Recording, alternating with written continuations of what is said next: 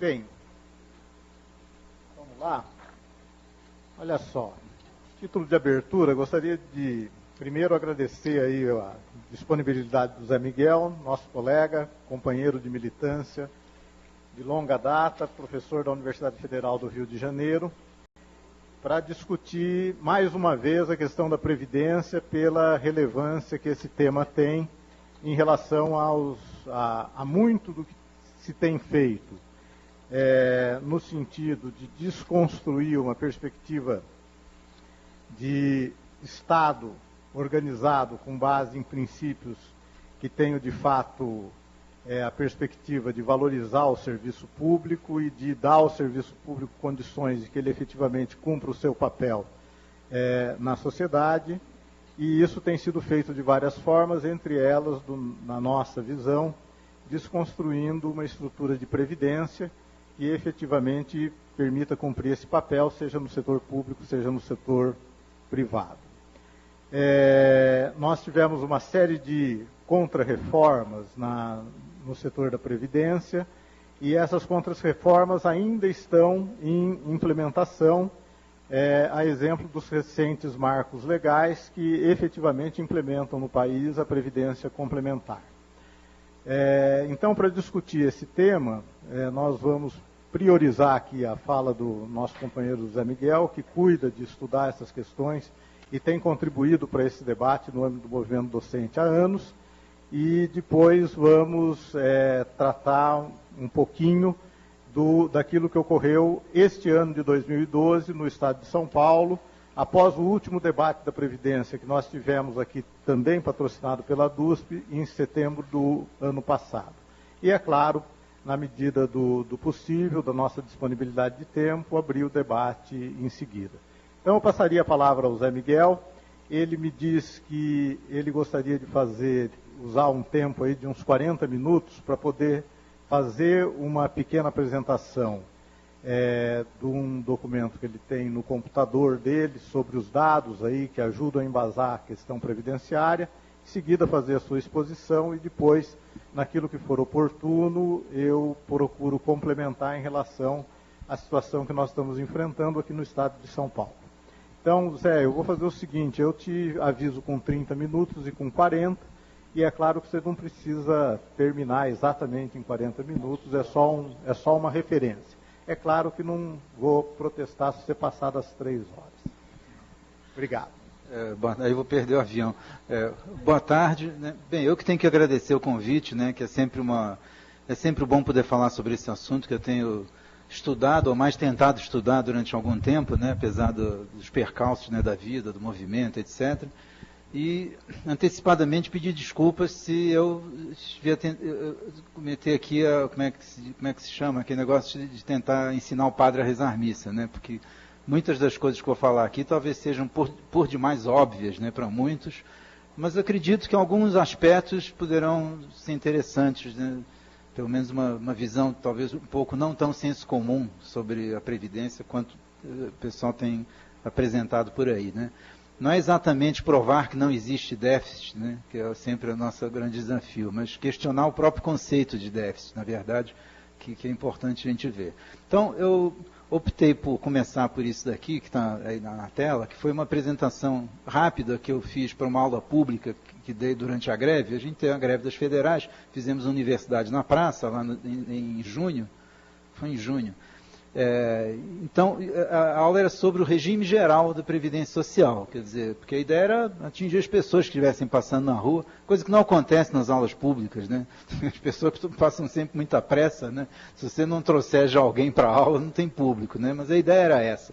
E por que estou começando por isso? O regime geral não afeta praticamente nenhum de nós, exceto aqueles que sejam seletistas ainda, por algum motivo, né?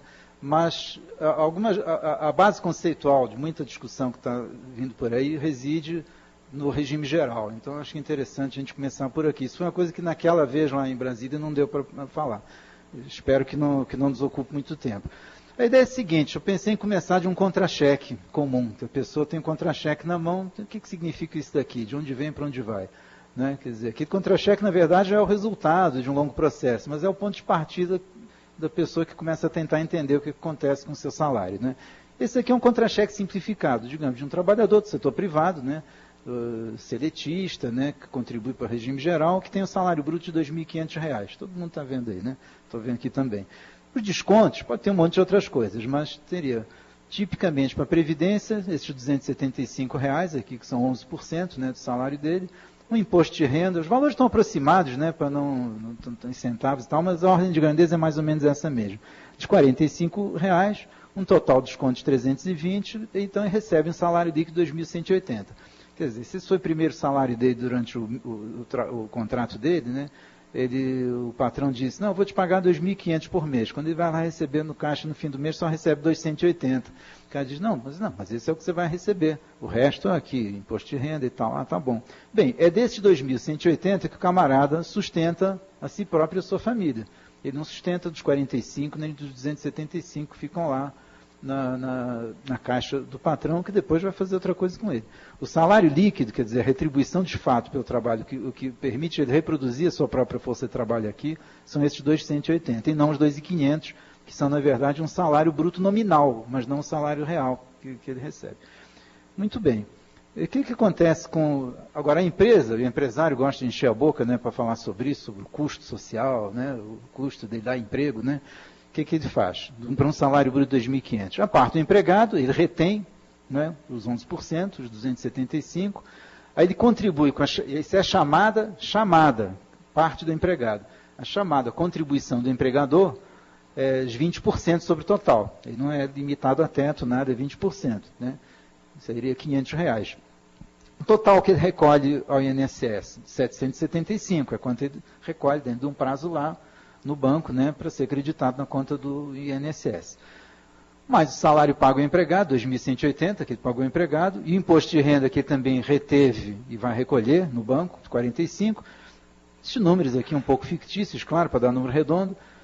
A despesa total, dinheiro que sai do caixa da empresa para manter aquele empregado que tem salário bruto de R$ 2.500, foi R$ 3.000. O empresário diz, não, eu gasto R$ 3.000 com esse empregado, que é o custo dele, né? Que eu diria que é isso. Muito bem. Bem, agora o que acontece de fato, né? Não é apenas isso, né? Porque, afinal de contas, o objetivo da empresa não é simplesmente isso daqui. Não é exatamente fazer caridade, né? Também fictício, é claro que de uma empresa para outra isso pode mudar, mas se você pegar a média geral de todas as empresas de um país, vai dar alguma coisa desse tipo, digamos que aquele trabalhador, pelo que ele faz, permite que a empresa tenha uma receita bruta de R$ 5.000. Pode ser mais, menos, mas certamente vai ser mais do que os R$ 3.000, porque senão não vale a pena para o empregador empregá-lo. Se em média o que o trabalhador retribui em produção, em quantidade produzida mesmo, para o empregador, for menos do que aquilo que é pago, não vale a pena para o empregador manter o camarada empregado. Então, digamos que seja 5.000.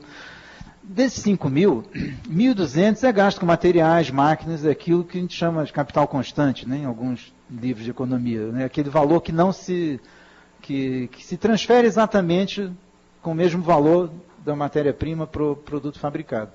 Digamos que seja 1.200 também para dar números redondos. O salário líquido, né, que é o que sustenta ele próprio, o INSS, que ele pagou 775, o imposto de renda, 45, há um total de despesas de 4.200 daquela receita bruta que o trabalhador permite que o empregador dele tenha. Sobra um lucro de R$ 800, nesse exemplo numérico que eu estou fazendo aqui. Claro, podem ser outros números, mas há de haver números positivos em todas essas parcelas aqui. O objetivo da empresa não é fazer caridade, ter lucro. Quer dizer, no final das contas, resumindo mesmo, a contribuição, a verdadeira contribuição do trabalhador ativo não é contribuição para a Previdência, é contribuição para a produção nacional, contribuição para sustentar a ele próprio. A contribuição total do empregado nessa história foi R$ 3.800. Não foi nem aqueles 245, nem os 45, não, foi 3.800.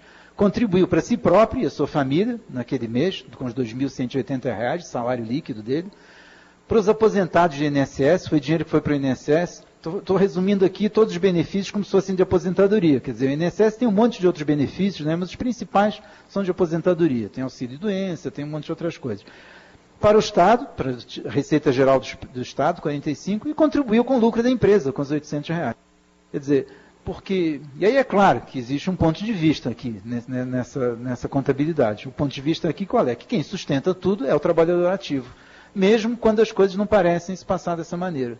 Quer dizer, esse trabalhador aqui é o trabalhador coletivo, né? Quer dizer, não é cada trabalhador individualmente. É claro que pode ter trabalhadores mais preguiçosos, outros mais produtivos, pode ter trabalhador que é parasita, outro que produz muito, mas no cômputo geral, o trabalhador coletivo, né, como Marx chama, a classe trabalhadora, né, é ela que produz tudo, e ativa tudo que os trabalhadores ativos e suas famílias consomem, os chamados inativos consomem também, e os verdadeiros parasitas, que são os rentistas, né, também consomem a despesa geral do Estado e tal. Essa é a contribuição do trabalhador ativo, na verdade.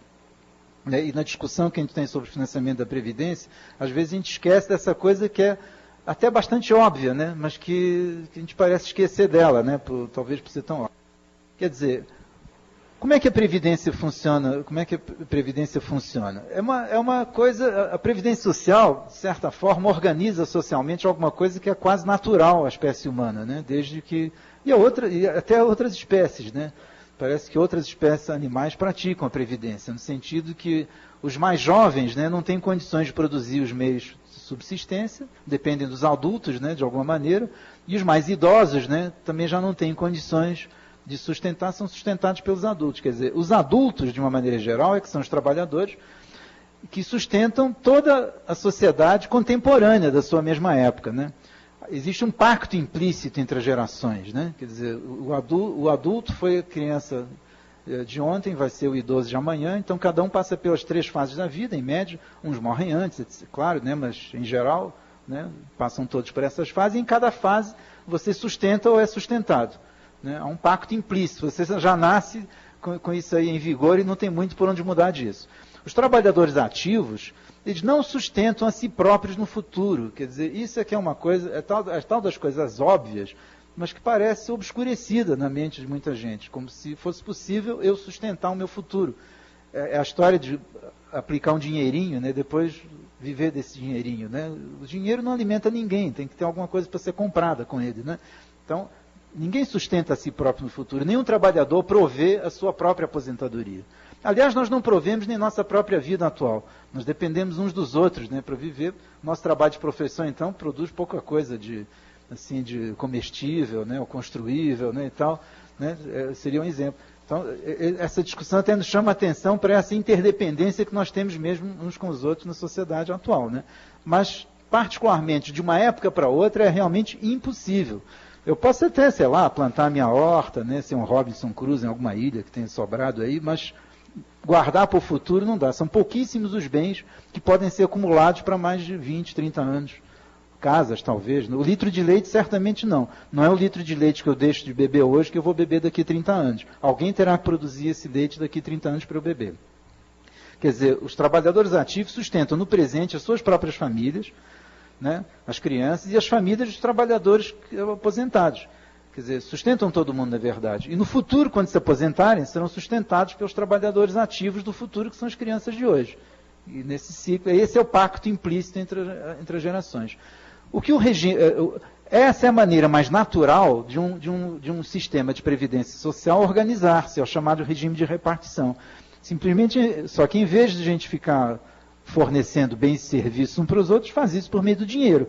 Né? Quer dizer, os ativos, os trabalhadores adultos ativos contribuem e os inativos e as crianças têm benefícios, né? Quer dizer, retiram dessa massa de recursos necessário para o seu sustento. Tinha alguma coisa aqui. Bem, e como é que funciona? Isso aqui tem um pulo aqui de uma folha para outra, que é o seguinte. Como é que funciona isso no Brasil hoje? Como é que funcionava?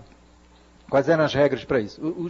Os sistemas, então, no mundo inteiro, estabeleceram regras, né, para contribuições. Essa contribuição que a gente fala aqui, por exemplo, essa aqui logo no início, não aqui, quando é parte do empregado e parte da empresa, isso que está aqui, no Brasil é assim, no seu contra-cheque aparece um salário bruto, um desconto e um salário líquido. Não é assim em toda a parte, não. Aqui, são um parênteses que eu esqueci de falar, o empregador poderia dizer o seguinte, não, quem paga tudo sou eu. Não apareceria lá os R$275 no contra-cheque do trabalhador, apareceria só os 2.180, só o líquido. E o resto ele paga. Daria no mesmo, vai receber os mesmos 2.180. Que diferença faz dizer que foi contribuição do empregador e do empregado? De qualquer forma, ele vai recolher depois o INSS 775. Então o empregador vai dizer, não sou eu que estou pagando tudo. É assim que ele vê quando mostra aqui dessa maneira, as despesas relativas ao empregador. Ele está gastando, ele paga lá os 775. Né?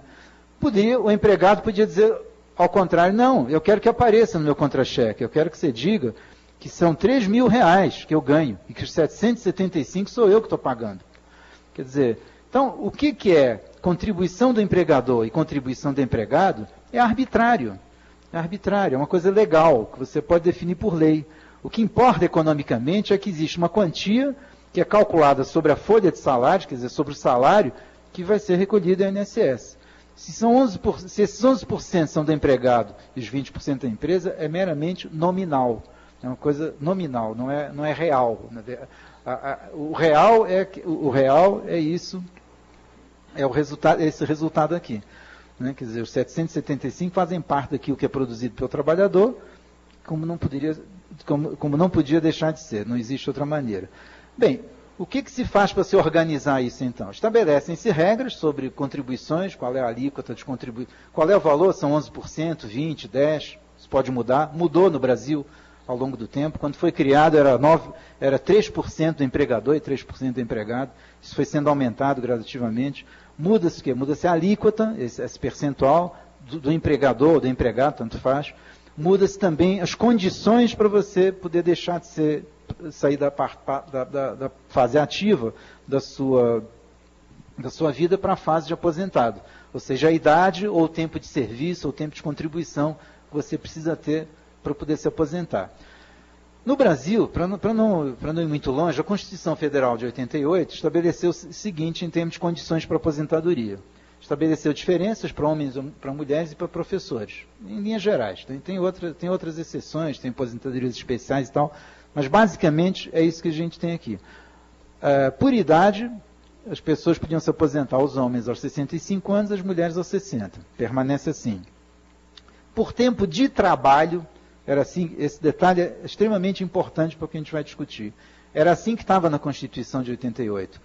Era 35 anos de trabalho do homem, né? De trabalho, de serviço, ou 30 das mulheres. E os professores, menos 5 anos. Por isso que as professoras se aposentavam com 25 anos de trabalho. 30 anos por serem mulheres, menos 5 por serem professoras. E como é que era calculado o benefício, o valor da aposentadoria? Era a média dos 36 últimos salários de contribuição, corrigidos monetariamente. Por que salário de contribuição? Não era o salário total, porque sempre houve um teto para isso. A pessoa ganhava acima desse teto, era calculado só até aquele teto. A alíquota de contribuição era calculada só até o teto também. Durante muito tempo foi calculada em salários mínimos, depois perdeu-se a referência para os salários mínimos, virou salários de referência, depois nem isso, depois virou valores em unidade monetária mesmo, como é hoje. Tá? Então era assim na Constituição de 88, e tomara que tivesse continuado assim. Podia ser melhor, só que a situação piorou bastante lá para cá. A primeira remenda significativa. Eu falei remenda, é emenda, né? Primeira emenda. Na verdade, houve uma anterior, que foi a 3 de 93, que foi que tornou o regime contributivo. Né? Mas a mais importante, conceitualmente, foi a emenda 20 de 98, foi a emenda, primeira fase, que temos chamado de primeira fase da reforma da Previdência, no governo Fernando Henrique, onde se manteve como condições para aposentadoria por idade, os mesmos 65 anos para homens e 60 para mulheres, mas mudou. A principal mudança foram mudanças conceituais que foram feitas na Constituição. Deixou de ser tempo de trabalho, passou a ser tempo de contribuição. Essa mudança é uma mudança que, ao meu ver, pelo menos, ela é central em toda a nossa discussão. Porque aquilo que era um direito do trabalho, quer dizer, aquilo que se entendia que a pessoa tinha direito porque trabalhou durante tantos anos, ela passou a ter dinheiro porque contribuiu. Só que essa contribuição não é aquela contribuição que eu mostrei lá no contra-cheque simplificado. A contribuição real, a verdadeira contribuição do trabalhador. É apenas aquela que foi contabilizada a favor do trabalhador, é aquela que aparece lá no seu contra-cheque. Aquela que se reconhece, que o sistema reconhece que é dele. A contribuição verdadeira é muito maior do que isso. Mas como passou a ser apenas aquela, Então, acha-se que o trabalhador contribui pouco. E passou a ser tempo de contribuição, não mais trabalho. 35 anos para homens, 30 para mulheres do mesmo jeito. E mudou. Os professores, nós, professores universitários, perdemos bastante com isso, porque a aposentadoria especial de professor passou a ser apenas para os professores de educação básica e do ensino fundamental e médio, que é de menos 5 anos. Os professores de ensino superior perderam esses menos 5 anos. Houve até uma regra de transição para quem já tinha algum tempo de serviço, para fazer uma conta proporcional, porque os anos anteriores valiam mais e tal. Não sei como é que chamavam isso, mas está lá nas regras de transição. Para quem já era professor nessa época, ganhou um acréscimo e tal. E o cálculo do benefício, quer dizer, quanto a pessoa passa a ganhar ao se aposentar, deixou de estar estabelecido na Constituição, foi remetido para a lei ordinária. A lei ordinária que definia isso. Nessa época se tentou também, aliás um pouco antes disso, se tentou também associar as duas coisas, exigir-se uma idade mínima para o tempo de contribuição. Mas isso foi considerado, não na Constituição, na lei ordinária, Fernando Henrique tentou, numa lei ordinária, colocar para o regime geral tempo mínimo de contribuição e idade mínima. Isso foi considerado inconstitucional pelo Supremo na época, porque não estava na Constituição, e caiu, e eles substituíram pelo famoso fator previdenciário.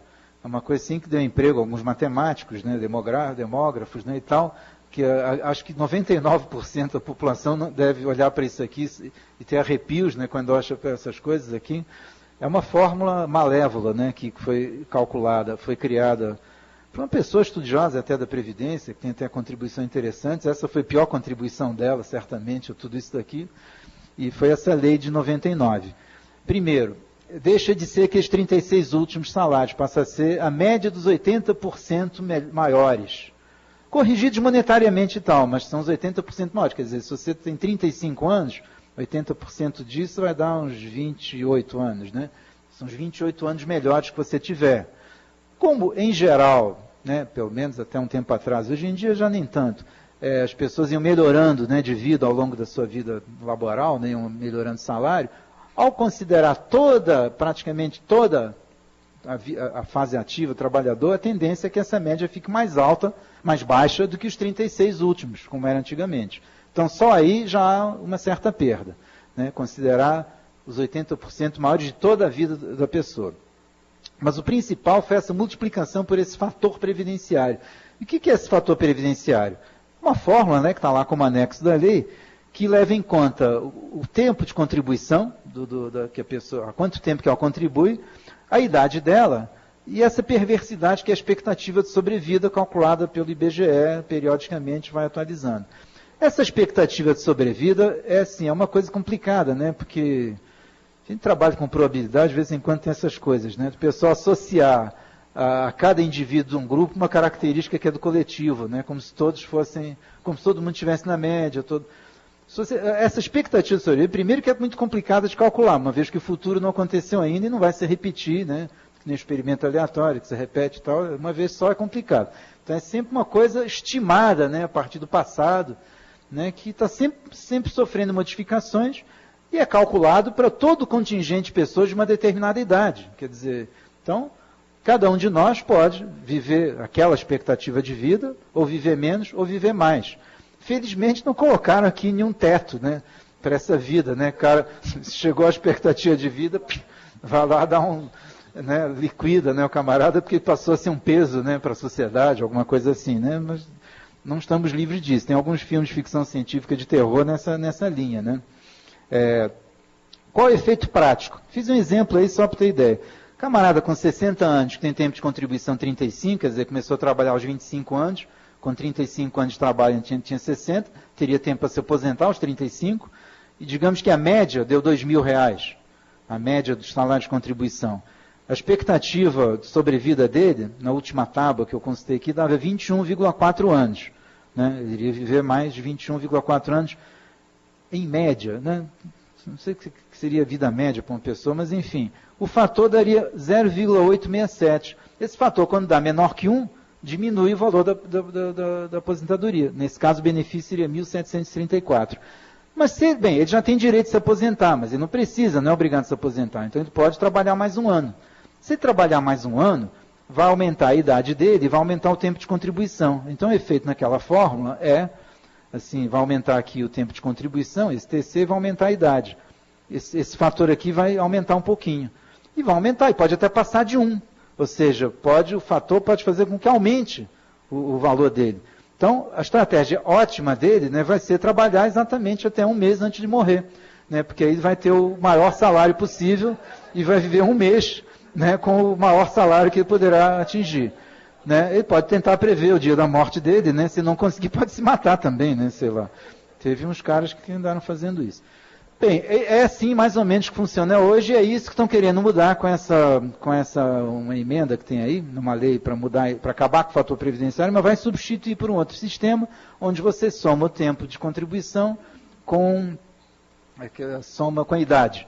Quer dizer, então, é mais ou menos a mesma coisa. Na verdade, tudo isso são coisas que fizeram para quê? Porque não puderam aprovar a idade mínima junto com o tempo de contribuição.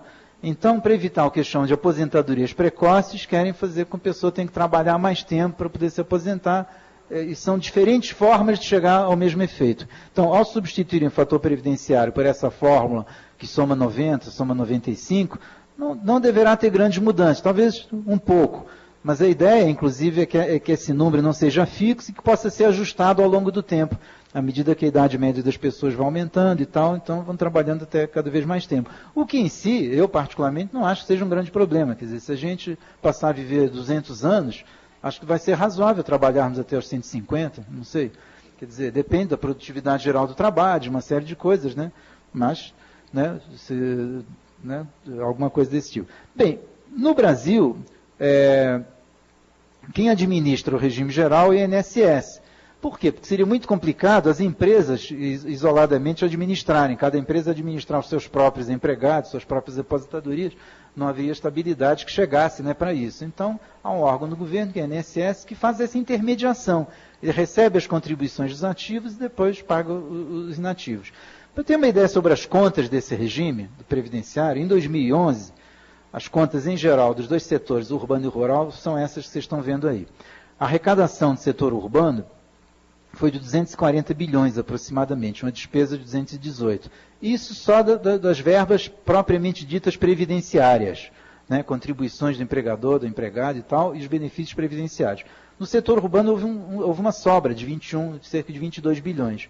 No setor rural, que tem benefícios que muita gente acha que são assistenciais, isso é discutível, mas onde a arrecadação, as contribuições são calculadas de outra maneira, com base em faturamento e outras coisas, não exatamente sobre os salários, a arrecadação é muito mais baixa. E a despesa é alta porque as pessoas precisam sobreviver mesmo, né, não tem jeito. Então tem esse saldo negativo, menos 56. Quando você junta tudo, é que você vê que o chamado déficit, ou melhor, esse saldo negativo aqui das contas só da Previdência, é desses 34 bilhões a menos no Brasil no ano de 2011.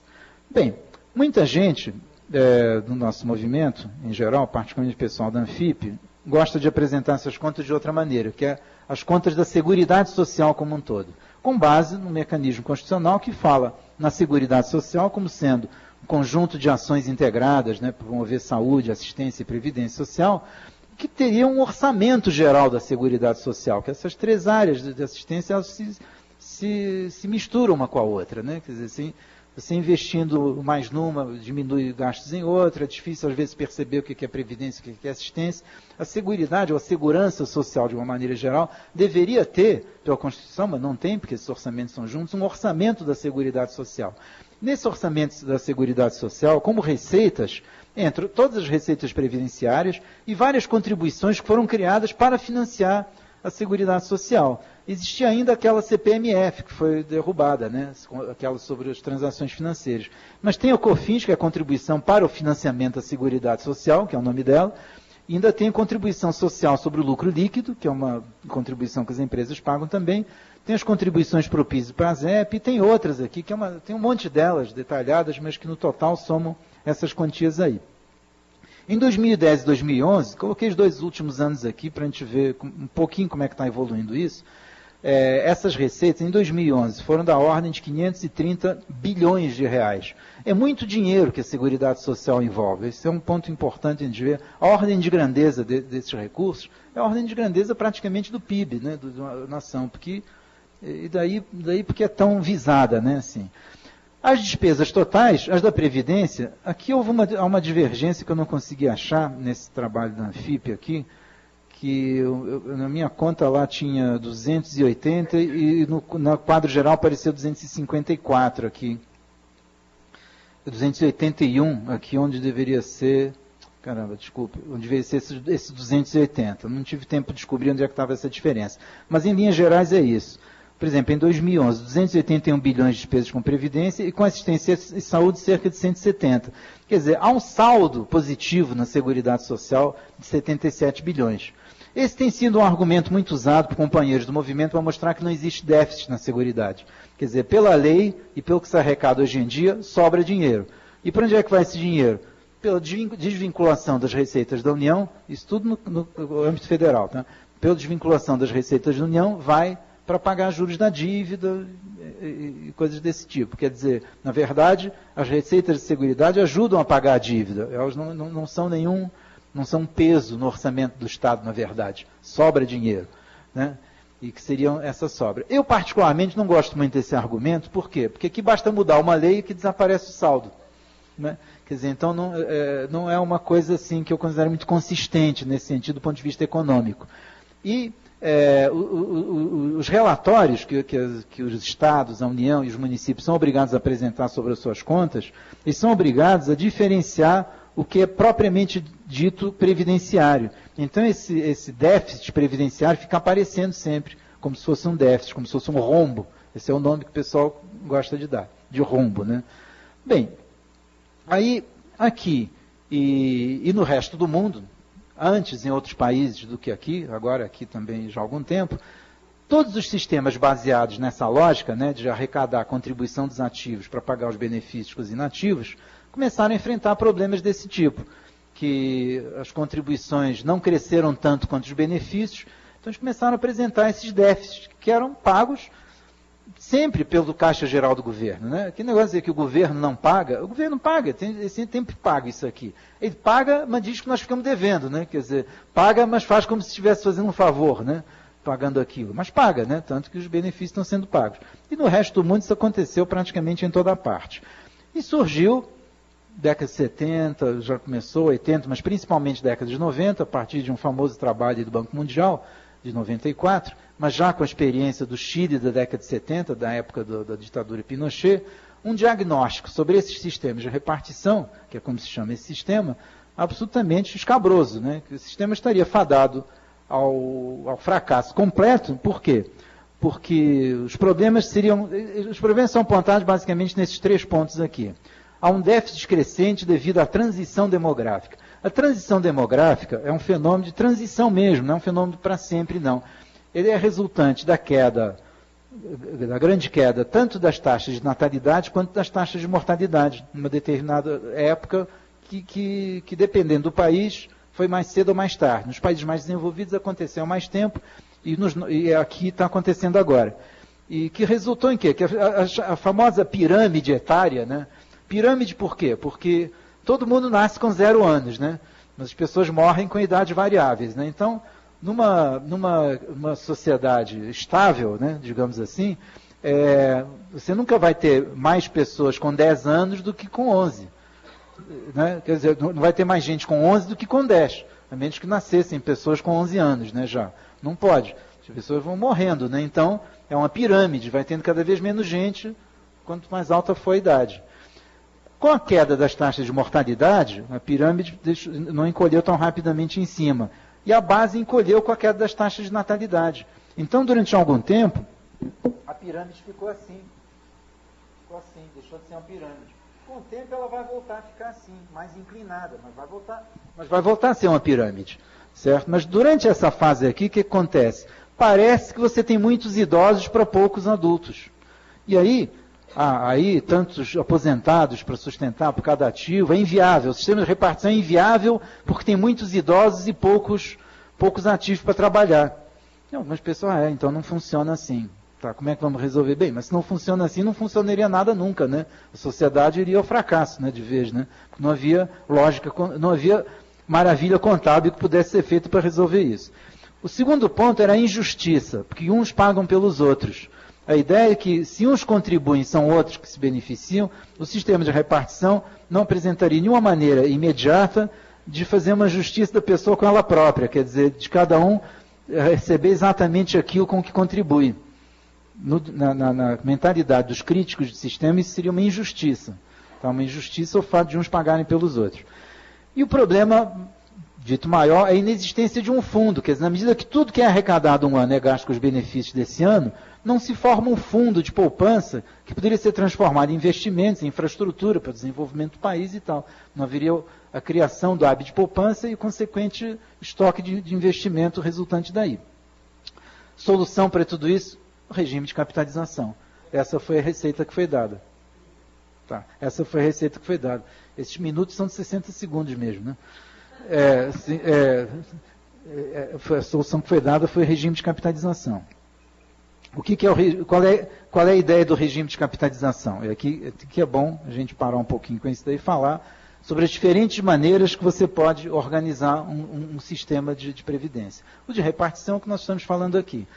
Em que consiste o regime de capitalização? Na ideia de que cada um, durante a sua fase ativa, contribui com a parte da sua renda para um fundo, um banco, um fundo de capitalização, uma empresa de previdência aberta ou fechada, vai juntando um dinheirinho ali que rende juros, ao final da vida dele, aquele capital acumulado, por isso capitalização, vai servir para ele passar a sua vida de aposentado a partir dali. Quer dizer, o trabalhador vai transformando-se gradualmente num capitalista até o final da vida dele, quando então ele vira um capitalista pleno e passa a viver dos rendimentos do seu capital. Assim, ele não depende de mais ninguém, depende apenas da sua própria poupança. Essa é a propaganda do sistema, né, do regime de capitalização. Não existem desequilíbrios, está imune à transição demográfica, não há injustiça, porque cada um paga aquilo que vai receber. Se pagar pouco, vai receber pouco, se pagar muito, vai receber muito. E forma-se um fundo que vai servir para alavancar o desenvolvimento do país. Problemas dessa lógica. Bem, primeiro, que se existe um problema de transição demográfica, esse problema vai afetar qualquer regime. Quer dizer, porque não há mágica que possa ser feita. E isso a gente verifica hoje na forma de quê? Da queda das taxas de juros. A queda das taxas de rentabilidade do capital, que é o que a gente está vendo hoje, é a expressão dessa verdade no mercado financeiro. Quer dizer, você trabalha com a ideia de que vai ter um rendimento do capital com base numa determinada taxa de juros durante décadas, né, daqui para frente, e à medida que os anos vão passando, essa taxa não se verifica. Então você não tem aquele rendimento que você esperava. Né? Se de fato vai ter menos gente para trabalhar, para sustentar os idosos, e na medida em que sempre é o trabalhador ativo que vai sustentar todo mundo, não é um regime de capitalização que vai fazer um milagre de fazer brotar produtos e serviços do nada. As pessoas vão ter que produzir. Como é que isso vai se refletir negativamente no regime de capitalização? Pela queda das taxas de juros. Necessariamente vai ser essa forma. Aquele dinheiro que a pessoa acumulou naquela conta não vai existir simplesmente. Ou vai falir o fundo, como aconteceu com muitos, não vai ter simplesmente. É apenas uma coisa que existia como projeção do passado, mas na hora que ele for usado, não vai existir aquilo. A injustiça é bastante discutível, né? Quer dizer, se cada um deve receber no futuro por aquilo que conseguiu ganhar durante a sua vida ativa, quer dizer, porque o seu trabalhador foi bastante explorado durante a sua vida ativa, não conseguiu contribuir com tanto também, porque a contribuição foi calculada pelo seu salário. Então é discutível que justo seja continuar recebendo mal na sua velhice. Quer dizer, também tem o seguinte, a desigualdade existe no nosso sistema, não vai ser, a Previdência pode até diminuir um pouco essa desigualdade, mas não vai nunca eliminá-la completamente. Ela existe entre os trabalhadores na sua vida ativa, vai continuar existindo entre os trabalhadores aposentados. Né? Quanto à inexistência do fundo, essa é talvez a maior falácia de todas, né? Porque a mudança de um regime de repartição para um regime de capitalização, ela exige um investimento imenso, porque imagina que se aplicasse agora o regime de capitalização para todo o regime geral da Previdência Social. Atualmente, essa arrecadação que o INSS recebe, isso daqui, essa arrecadação, ela deixaria de ser recebida, que passaria aí para o fundo de pensão. Mas as despesas com os beneficiários, do estoque de beneficiários que ela tem, continuariam. Continuam. Esse é o que eles chamam de custo de transição de um regime de repartição para um regime de capitalização. E tem sido o principal obstáculo real a que todos os regimes de repartição não tenham sido transformados em regime de capitalização no mundo inteiro. Porque se tivessem essa grana, já tinham transformado. Né?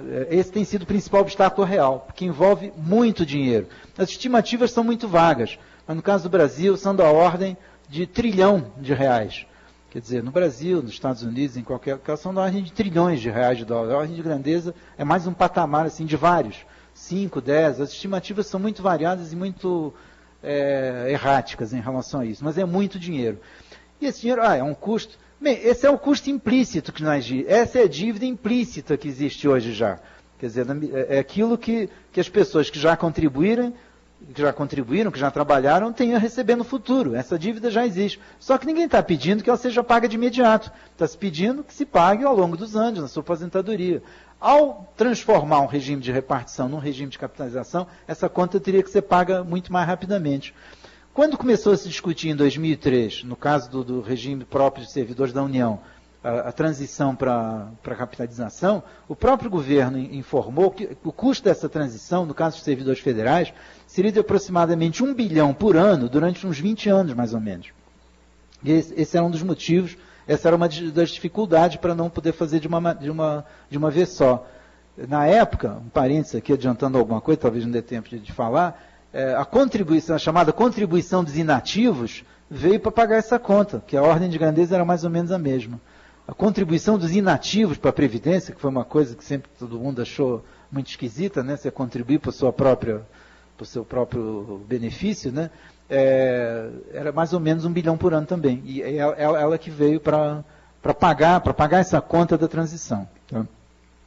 Enfim, os problemas de déficit crescente, de injustiça e de inexistência de fundos, na minha opinião e de muitos, eles são muito melhor resolvidos por um regime de repartição do que por um regime de capitalização. O problema do déficit crescente, ele tem que ser resolvido. Mas tem que ser resolvido o quê? Por ajustes, não tem jeito. Aquela história que eu falei, se a pessoa vive 200 anos, talvez tenha que trabalhar até os 150, não dê para se aposentar aos 65. Né? A alíquota sobre o salário pode ter que ser maior? Pode ter, a empresa pode pagar mais, a produtividade do trabalho aumenta, é razoável que o cara produza 5 mil e que 2 mil seja suficiente para ele, para sua família viver, e o resto seja para pagar os aposentados e pensionistas. Poderíamos chegar a uma sociedade onde haja 5 aposentados para cada pessoa ativa? Pode ser que chegue a isso. Depende de um monte de fatores que não dá para você resolver assim na ponta do lápis rapidamente com uma continha simples. Tem que ver muitos fatores, o grau de informalidade da economia, crescimento do PIB, produtividade do trabalho, uma série de coisas, mas que podem ser estudadas e que são mudanças que ocorrem lentamente e que podem ser feitos ajustes nos parâmetros do regime de repartição, acertados socialmente. A sociedade discutir e acertar essas coisas. Né? O sistema de repartição, na verdade, é mais robusto para aguentar esse tipo de coisa que o sistema de capitalização, que depende completamente de quê?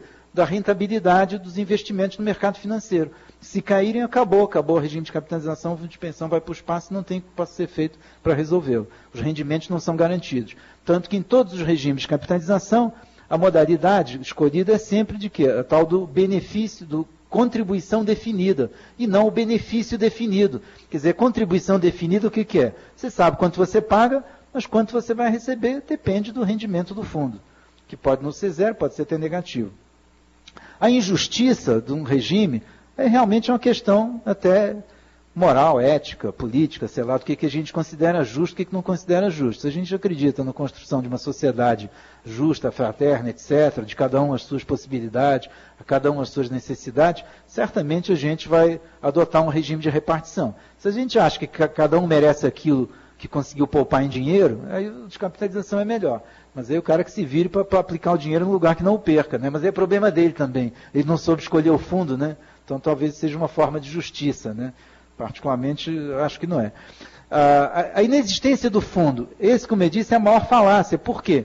Porque aquele fundo que vai ser criado pelas contribuições, que não existe hoje no regime geral, ele existe implicitamente, está constado.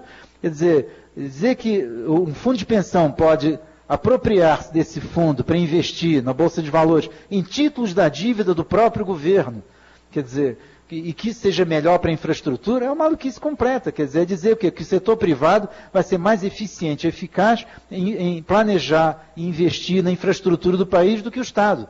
Quer dizer, isso não existe, nunca existiu em lugar nenhum do mundo. Quer dizer, nem ninguém defende isso seriamente. Quer dizer, falam assim, mas se você questionar um pouquinho, o cara escapa um pouquinho, não é bem isso, tem que ter regulação e tal. Então, por conta disso, quer dizer, esse movimento todo de tentar transformar os regimes de repartição e de capitalização é uma coisa que ocorre no mundo inteiro, ocorreu e continua. É a lógica que o Banco Mundial procura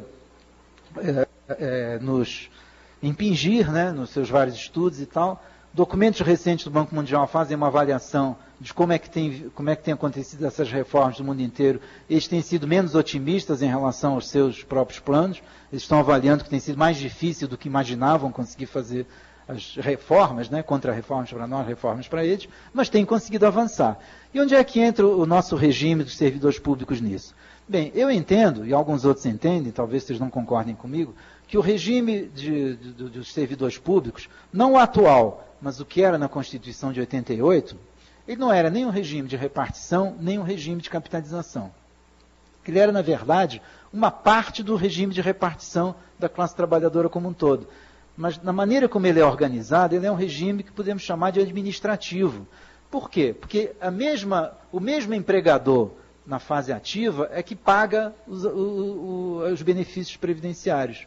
Como é que funcionava há pouco? Não havia contribuição previdenciária do servidor ativo, não era necessária. O governo simplesmente tem uma folha de ativos e uma folha de inativos, e paga as duas simplesmente. Paga as duas com que receita? Não é com a receita do servidor ativo, porque o servidor ativo não lhe dá receita nenhuma, só lhe dá despesa, mas com a receita de impostos e de contribuições em geral. A Receita Geral do Estado é que paga os servidores públicos, os ativos e os inativos. Qual era a lógica antiga? Olha, você vem trabalhar aqui nesse serviço público, vai ganhar tanto, não vai ganhar muito, vai ser chamado de vagabundo e tal, mas quando você chegar ao final da sua vida ativa, eu continuo te pagando, mas você vai para casa, não precisa trabalhar. Pronto. Não tem contribuição para a sua aposentadoria, não tem nada. Tem uma folha separada em duas partes, a folha de ativos e folha de inativos. Não existe déficit nem superávit, porque não existe receita e despesa, só existe despesa. Não há receita. A receita não é dada pelo servidor, a receita é a arrecadação de impostos em geral.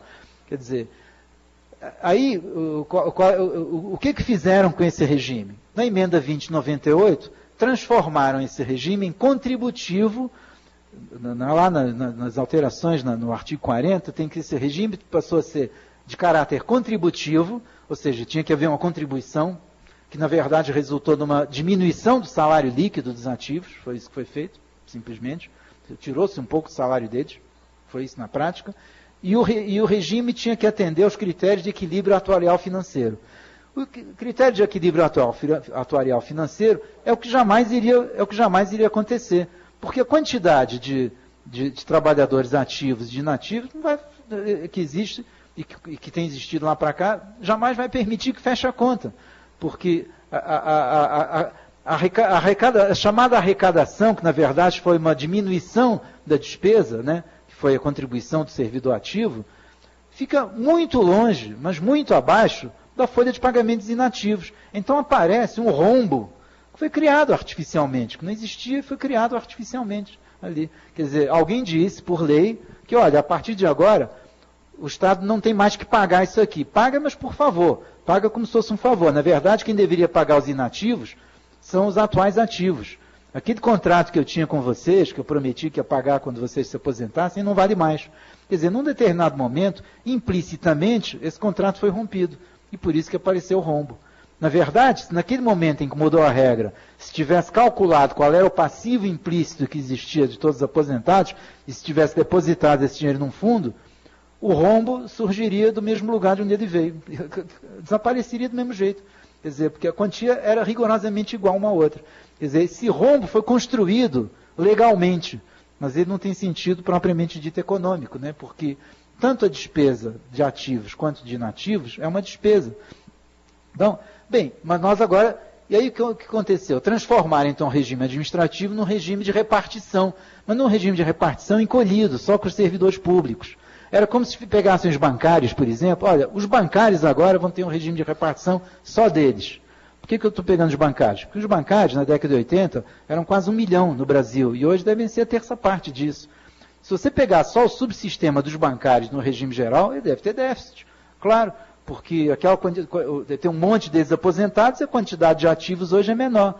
O regime de repartição funciona bem, ele é robusto para a classe trabalhadora como um todo, pegando toda a classe trabalhadora. Não é para pequenos grupos que ora surgem, ora desaparecem com as mudanças que existem na economia, na natureza dos empregos, etc.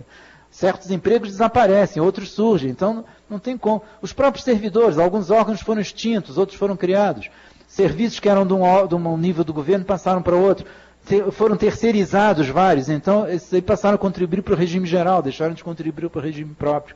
Então, a operação que foi feita foi transformar o regime administrativo, os regimes próprios, né, federais, estaduais, etc., em regimes de repartição, sub-regime de repartição. E aí encontrou-se um rombo neles, e aí qual é a solução para eles? A mesma que foi dada para a repartição, a capitalização. É aí que surge o FUNPRESP e os fundos de previdência.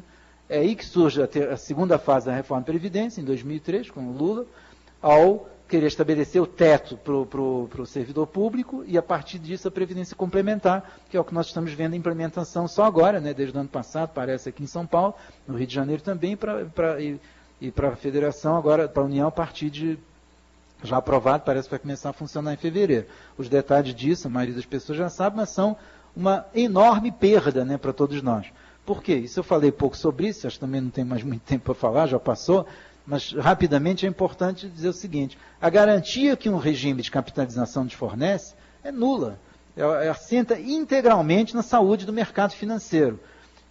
Os fundos de pensão, que são quem organiza isso, em linhas gerais, muito resumidamente, aplicam em coisas de renda fixa e de renda variável.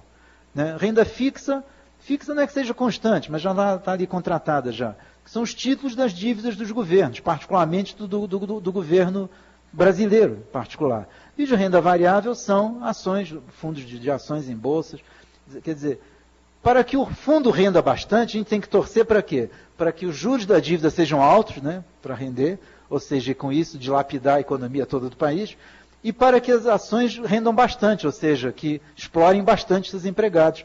No limite, fundos de pensão fechados aplicavam em ações da sua própria empresa. E quando essa empresa afundava, o fundo de pensão afundava junto. Isso aconteceu com vários, no exterior e aqui. Quer dizer, o mecanismo de fundo de pensão é uma chantagem que se faz com a classe trabalhadora tremenda. É um canibalismo de classe. Quer dizer, porque convence-se que o trabalhador só tem direito à aposentadoria porque se transforma no capitalista quando chega ao final da vida, então passa a usufruir de rendimentos de capital, que são obtidos com quem? Pela exploração da sua própria classe, da parte ativa. É uma autofagia, né, de certa forma, uma parte da classe trabalhadora se alimentando de outra. O trabalhador fica refém da continuidade da exploração da classe para garantir a sua aposentadoria. O fundo de pensão é ruim quando vai mal, porque aí não tem grana para pagar os aposentados, e é ruim quando vai bem, porque isso significa que está sendo pernicioso para a sociedade como um todo. Quer dizer, ele não é em absoluto solução nenhuma. Quer dizer, o que a gente tem que fazer em relação à verdadeira reforma que a gente precisa, aí eu prometo terminar mesmo com isso, a reforma necessária mesmo, né, é o que a gente tem. Aposentadoria integral, calculada com base nos últimos anos da ativa, dentro da ideia filosófica de que a gente quer que a pessoa se aposente mantendo o mesmo padrão de vida que tem. E aí é razoável que mantenha o mesmo salário líquido, eu acho.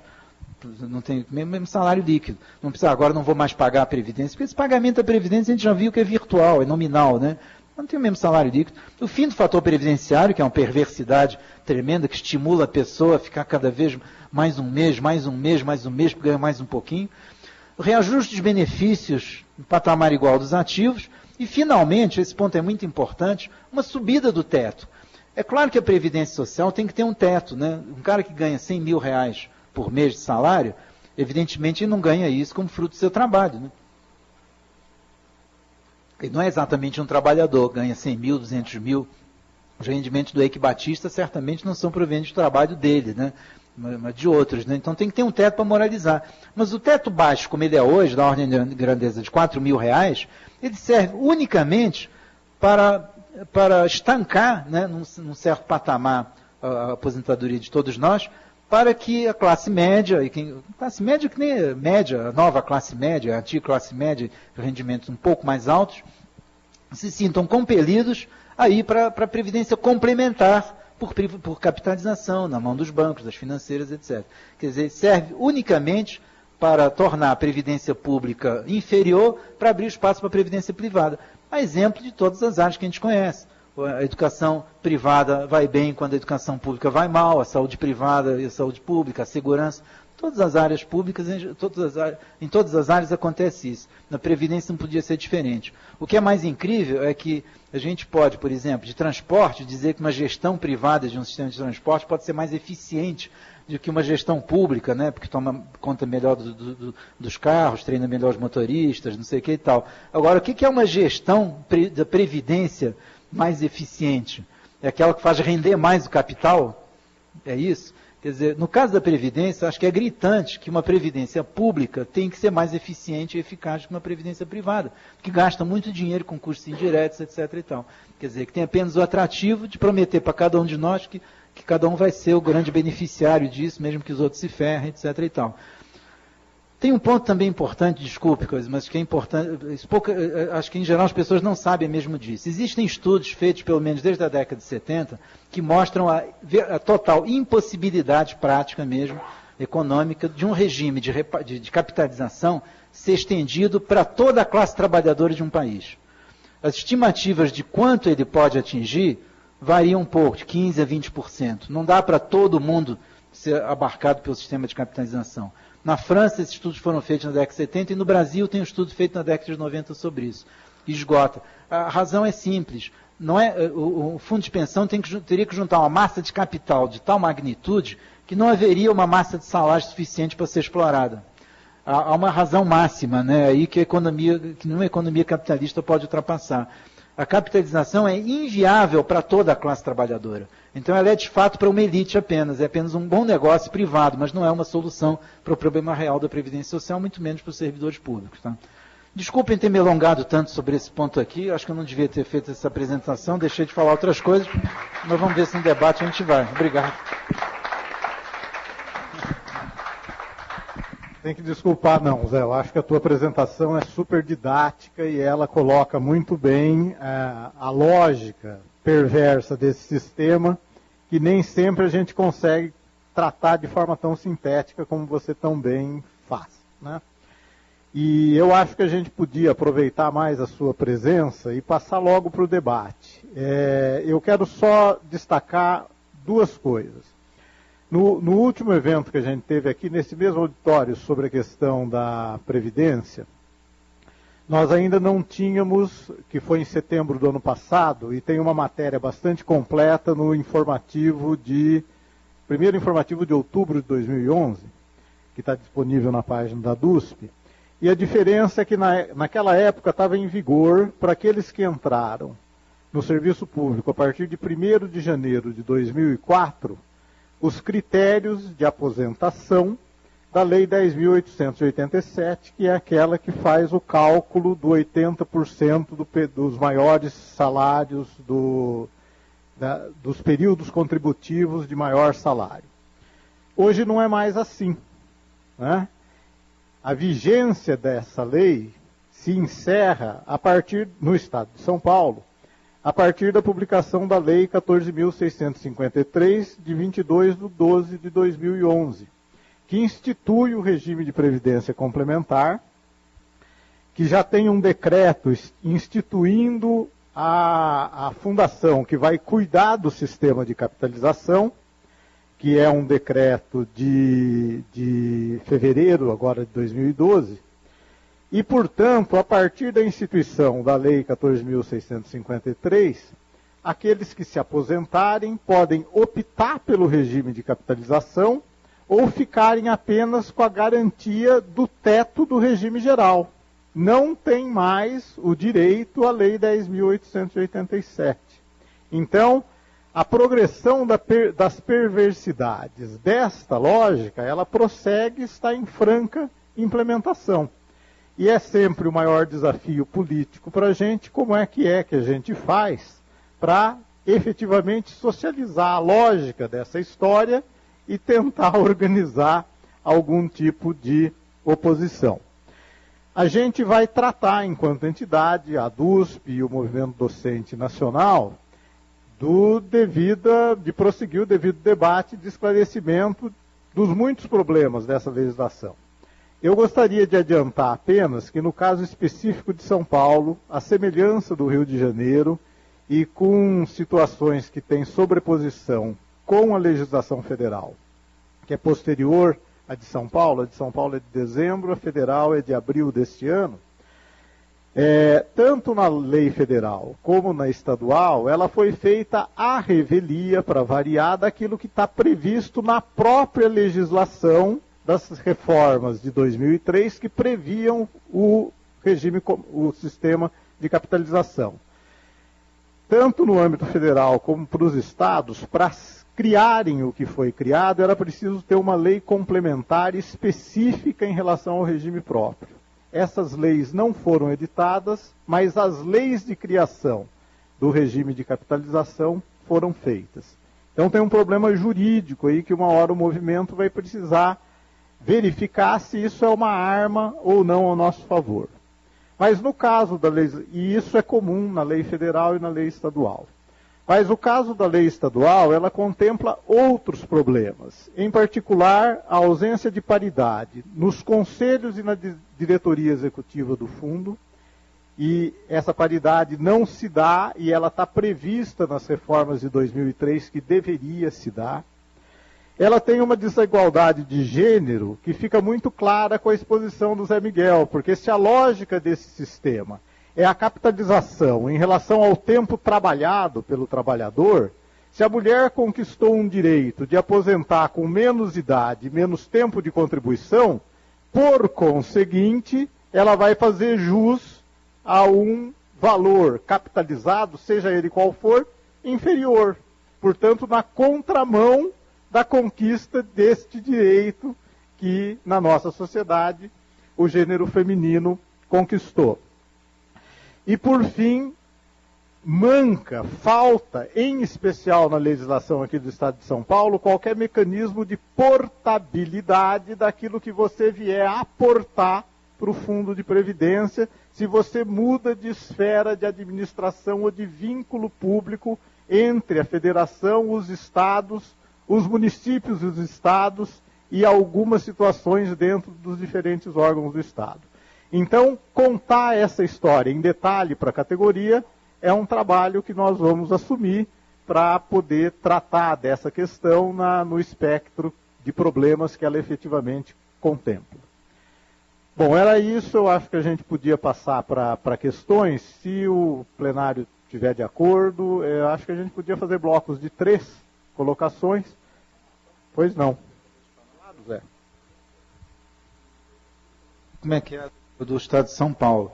Mas na lei do FUNPRESP, né, 12.618, tem uma contribuição extraordinária para dar conta dessa coisa da aposentadoria das mulheres. E aqui não. Não fizeram aqui? Não. Ah, então é aquela história, como trabalhou menos, merece menos, né? Então, a federal tem problemas graves, a do Estado de São Paulo tem piorados e vários daqueles que não tem na legislação federal. Muito bem, então estamos abertos aí para intervenções da plateia, seja comentários gerais, seja perguntas específicas. Vai lá, Marlene.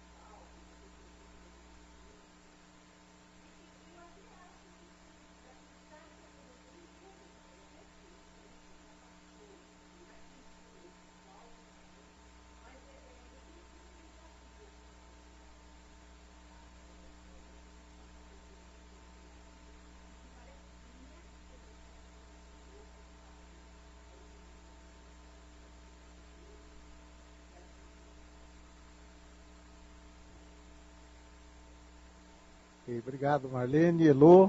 Não? Ah, tá bem. Tá. Pedir que as pessoas se levantem e peguem o microfone aqui para fazer a pergunta. Alguma outra intervenção? Não? Então, Zé, vai lá. Olha, essa mudança em particular da soma 90 ou soma 95, que vai ser votada, na verdade, o que surgiu? Na verdade, o projeto de lei era para acabar com o fator previdenciário, simplesmente, inicialmente. Aí foi feito, se tramitou durante muito tempo, evidentemente, nem o governo Fernando Henrique, nem Lula quis mudar isso daí, porque trabalharam sempre com a lógica de privilégios, né, das pessoas que estão se aposentando precocemente, coisas desse tipo. Então, nenhum dos governos, nem a maioria do governo do Congresso, aceitaria modificar, tirar o fator previdenciário sem colocar alguma coisa equivalente no lugar. Que é o que é essa regra. Isso foi, se não me engano, substitutivo do Pepe Vargas, né, que inicialmente... Não foi. O primeiro foi do Pepe Vargas, lá do Rio Grande do Sul também. Mas ele é exemplo de regra que existe em outros países, semelhante a isso. Essa ideia dessa soma. Quer dizer, que soma a idade com o tempo de contribuição. Então, se você tem 60 anos e 35 anos de tempo de contribuição, você somou 95. A cada ano que passa, você vai somar mais 2. Né? A soma vai aumentar de 2. Né? Então, isso daí se é bom ou ruim, depende completamente de que soma é essa, certo? Porque se essa soma for 100 ou 115, o cara vai continuar tendo que trabalhar muito para conseguir se aposentar. Quer dizer, que é o efeito do fator previdenciário. O efeito prático do fator previdenciário é adiar a aposentadoria. Né? Então, se essa soma também for muito alta, vai também ter o efeito de adiar a aposentadoria. E o problema nessa proposta como está, é que essa soma não fica definitiva. O que aparentemente vai ser aprovado, pelo que eu pude acompanhar, se bem que imaginar o que vai ser aprovado, às vezes tem surpresas, mas essas surpresas nunca são a nosso favor. Né? Que vai ficar, como é que eu diria, podendo ser modificado sem precisar de lei. Vai ser pior ainda, quer dizer, podendo ser modificado com base justamente na tal tábua de mortalidade do IBGE. Que é uma coisa complicada, né? Porque existe uma série de coisas que a gente utiliza para estudar, para pesquisar, que podem nos dar indicações boas sobre a realidade. O problema é que algumas dessas coisas acabam virando amarras, né? E condições na vida das pessoas, né? É o caso dessa expectativa de sobrevida, que é um bom indicador para a gente ver como é que anda uma sociedade e tal. Mas na medida em que esse número aí é usado para o cálculo de um benefício que eu vou receber, porque eu, desgraçadamente, estou no meio desse grupo, embora eu seja uma pessoa que não vai viver os 21 anos, vai viver 5 apenas, entendeu? Quer dizer, é essa lógica que é um pouco esquisita. Essa mudança para soma 90, 95, ou 100, ou 105, eu já ouvi vários números, não sei qual que vai ser aprovado. E se vai ser bom ou não, ou seja, se vai forçar as pessoas a demorarem mais para se aposentar ou não, depende completamente de quanto vai ser esse número. Mas não é simplesmente o fim do fator previdenciário. Não é isso. É uma substituição disso por outra coisa. Tá? Porque não puderam aprovar a idade mínima para se aposentar, que é o que estão querendo desde o governo Fernando Henrique. Que o servidor público já tem. Os servidores públicos, já para se aposentar, tem uma idade mínima e um tempo de contribuição mínimo. Eu, particularmente, na contramão da maioria das pessoas com quem debato, eu sou favorável a isso. Eu acho que não deveria existir aposentadoria exclusivamente por tempo de serviço ou por tempo de contribuição. No nosso conceito de aposentadoria, entender que é uma previdência por solidariedade, quer dizer, a ideia da pessoa se aposentar é quando ela não tem mais condições socialmente consideradas, né, de continuar trabalhando na ativa. Quer dizer, a pessoa que começa a contribuir, o cara começou a trabalhar aos 14 anos. Quem começa a trabalhar aos 14 anos não começa a contribuir aos 14, não. Quem começa a contribuir aos 14, 15 anos, em geral, é o filho do patrão, que já paga ali da contribuição, diz que está trabalhando, mas não está, e chega aos 50 anos, já tem 35 anos de contribuição, se aposenta aos 50 anos, numa ótima fase da vida e tal, né, entendeu? Em plenas condições de continuar trabalhando. Nada contra que as pessoas parem de trabalhar, mas desde que vale para todos, né? Quer dizer, no nosso conceito de previdência, por solidariedade e não por capitalização, eu não acho que a gente deva defender o direito à aposentadoria porque contribuiu durante um determinado número de anos. Alguns vão trabalhar mais tempo, outros vão trabalhar menos. Eu acho que a ideia de solidariedade é exatamente isso. As pessoas não estão todas nas mesmas condições. Alguns têm condições de trabalhar mais, outros têm condições de trabalhar menos. Acho que trata-se de organizar isso. Tanto que a aposentadoria exclusivamente por tempo de serviço existe em poucos países. Né? O Brasil é um dos poucos países que tem isso. Na maioria tem as duas condições necessárias. Você tem um tempo de contribuição ou de serviço associado a uma idade mínima para poder se associar. Eu, particularmente, não vejo problema nisso. Mas aqui no Brasil não é assim no regime geral. É para os servidores públicos, mas no regime geral não é assim. Elisabetta. Ângela.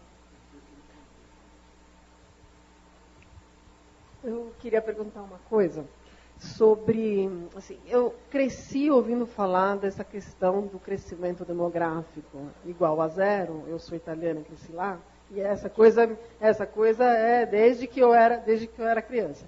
E que, portanto, isso que você falou, não seria possível que o regime previdenciário se sustentasse, porque não havendo mais crianças para sustentar os velhos e sendo a expectativa de vida cada vez mais alta, esse sistema não teria como se sustentar. Agora, você explicou que não é bem assim, que as coisas são um pouco mais complicadas. Mas uma coisa que eu queria saber é se você sabe que tipo de soluções foram adotadas em outros países. Esse problema, evidentemente, não é só um problema brasileiro. E, certamente, eu sei que houve reformas previdenciárias no mundo inteiro. Se você sabe de alguma outra solução que foi diferente ou parcialmente diferente da que está sendo adotada aqui no Brasil.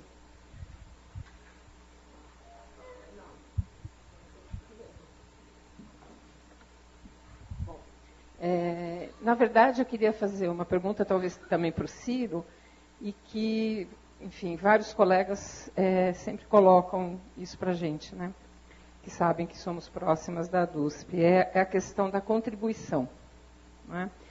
Quer dizer, ok, mudou, né, a forma de aposentadoria, mas a forma de contribuição permanece igual. Né? Daqueles que foram contratados, enfim, que começam no serviço público pós-2004. Né? A gente se até fevereiro de 2012. Né? E agora continua. Então, como é que essas...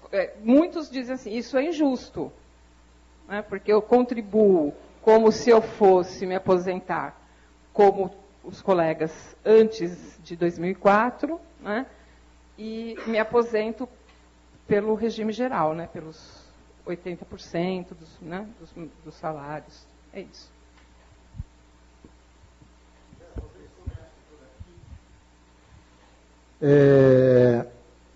Olha só, antes da lei 14.653 de 2012, que institui agora o regime de capitalização, a gente contribuía com 11% do nosso salário e o Estado, supostamente e nominalmente, como o Zé bem colocou na apresentação dele, porque é nominal, o Estado nunca separou esse dinheiro para pôr num fundo ou para entregar por um órgão da administração que cuidasse da Previdência. E como ele bem mostrou, também não era necessário se a lógica fosse a de repartição de fato. Né? Mas nominalmente, então, o Estado teria que aportar 22% dos recursos e não há a menor notícia, e esse é um problema da nossa falta de democracia e de transparência, de como o Estado geriu isto a partir da reforma de 2003. Bom, mas de qualquer forma, era 11% e a previsão de aposentadoria era segundo a Lei 10.887. No marco legal que existe, aonde você faz direito à aposentadoria pelo tempo de contribuição, e se você recolhe, você tem direito à aposentadoria, a Lei 10.887, ela foi cuidadosa do ponto de vista de ser coerente legalmente. Se o critério é justo ou injusto, é outra discussão. né? Porque ele te dá o seguinte, ele te dá uma média calculada com base em salários integrais, sobre os quais você contribuiu com 11%, e pega os 80% dos maiores salários de contribuição integrais. Você não está aposentando com 80% de um valor qualquer de salário. E, portanto, do ponto de vista lógico e legal, não há como estabelecer um critério de que, como você aposentava com 80%, com uma média relativa a 80% dos salários de maior contribuição, a tua contribuição pudesse ser 80% do teu salário integral. É sempre uma lógica baseada numa média de salário integral. E se a alíquota é X%, 7, 8, 10, 11, você tem que contribuir com 11 para fazer jus àquela aposentadoria. Então, deste ponto de vista, não há o que questionar. A gente pode questionar outros problemas mais graves e que parece que escapam às pessoas na Lei 10.887, que é a questão da falta de paridade. A paridade agora é com o percentual do regime geral, e da falta de integralidade, e daquele ponto absolutamente ilegal e inconstitucional que diz, calcula a média, mas essa média não pode ser maior ao seu último salário. E particularmente na universidade, se circunstancialmente você pediu um afastamento, você pediu mudança de regime de trabalho, e o teu último salário está lá embaixo, a lei te impede de aposentar sequer pela média calculada na forma da legislação. No novo marco legal agora do regime de capitalização, a previsão da Lei 14.653 é que você continua contribuindo com 11% da parcela do teu salário correspondente ao teto do regime geral de providência, que está por volta de R$4.000. E com 7,5% da complementação pelo regime de capitalização. E agora o Estado vai efetivamente passar a transferir dinheiro do seu caixa geral, arrecadado com os impostos, para um fundo privado de capitalização. E está aí a mais óbvia demonstração de a quem interessa esse regime, aos capitalistas de plantão e de momento que efetivamente se beneficiam agora de um fundo construído com a força do trabalho como um todo e gerido de forma privada por um pequeno núcleo de decisão. E é apenas mais uma evidência disso a previsão de não paridade nos conselhos de administração desse fundo, como peca a lei do Estado de São Paulo, que torna aquilo que já é perverso mais perverso ainda. Zé. As soluções têm sido praticamente todas na base do aumento da idade para a aposentadoria. E os déficits diagnosticados nos países da Europa continuam existindo déficits. Não eliminaram déficits, nem parece que isso tenha sido o grande problema. Quer dizer, na verdade, as mudanças foram todas paramétricas, né, como eles chamam, não mudaram a estrutura. As reformas eles classificam em estruturais e paramétricas. Estruturais, que são as que o Banco Mundial quer, que é do tipo dessa que nós tivemos agora para os servidores públicos. Uma parte deixa de ser pública, né, integral e tal, e entra um fundo de pensão. Isso é uma reforma estrutural. A paramétrica é quando muda a alíquota, muda só o tempo para se aposentar. Na maioria dos países do chamado mundo desenvolvido, só fizeram reformas paramétricas, tá? Assim, nesses valores. Não tem notícia mesmo, não tem detalhe, você me lembrou de uma coisa que eu preciso pesquisar em relação aos tetos. Não preciso saber, os tetos são mais altos em geral do que aqui, mas tem que ver como é que estão e o que tem acontecido. Sei que aconteceram coisas curiosas durante esse período, com base no trabalho do Banco Mundial, que eu não terminei de ler ainda, que é desse ano, onde o cara faz uma avaliação do que aconteceu com aquelas recomendações todas que foram feitas em 94 e depois em 2008, que mudaram um pouquinho, o que aconteceu. Eles descobriram que em alguns lugares houve um retrocesso em relação à Argentina, um dos exemplos que eles dão, a Islândia e a Holanda. A Holanda, agora nessa crise, diminuiu a idade para a aposentadoria, né? Então é curioso, né? No meio de toda essa, diminuir a idade de aposentadoria. Não sei, talvez porque já tenham muito capital acumulado de outras formas, né? Que os holandeses são capitalistas há muito tempo, talvez seja, mas as soluções têm sido sobre essas. Eu só queria acrescentar uma coisa aqui. O grande chamariz, né? Tanto no nível federal quanto no estadual, para as pessoas até optarem, por acharem que vale a pena optar, porque os novos vão ser obrigados a entrar nesse regime. Vão ficar até o teto no serviço, no regime público, e acima do teto não tem outro jeito. O grande chamariz vai ser a contribuição que o governo dá. Quer dizer, porque aí o desconto no contra-cheque vai diminuir, porque vai ser só até o teto. Em vez de pagar 11% sobre o total, vai pagar 11% sobre o teto. Então já vai ganhar um dinheirinho líquido a mais. E aí os 7,5% que depositar no fundo, o governo vai pagar outros 7,5%. De fato, não existe uma aplicação financeira por aí que a gente tenha essa paridade, né? Quer dizer, então, esse vai ser um chamariz, e acho que haverá uma tentativa de levar os atuais servidores a fazerem opção. Acho que tem umas contribuições extraordinárias, é capaz de haver algum outro bônus para tentar nos atrair para esse caso daí. Acho que um papel do movimento é alertar bastante que não vai ser um bom negócio nunca, né, nesse caso. Então, só um comentário complementar. Estranhamente, a lei paulista não abre a possibilidade do direito de opção para o pessoal que foi contratado entre 1º de janeiro de 2004 e a edição da lei em dezembro do ano passado. Ela é explícita e restritiva a dizer que a lei vale para os que ingressarem a partir daquela data. E dá o direito de opção, estranhamente, apenas aqueles que tinham vínculo CLTista contratados a partir de 1º de janeiro de 2004 e para os membros do Legislativo do Estado. Isso está nas disposições transitórias. Agora, então, nesse sentido, olha só, mas como a gente está convencido, ela permite, e a lei estadual restringiu. E nesse sentido, por incrível que pareça, ela foi benévola, porque nós aqui não temos dúvida que este regime é mais perverso do que o previsto na Lei 10.887. E isso que é aquele que permanece vigorando até o dia 22 de dezembro de 2011.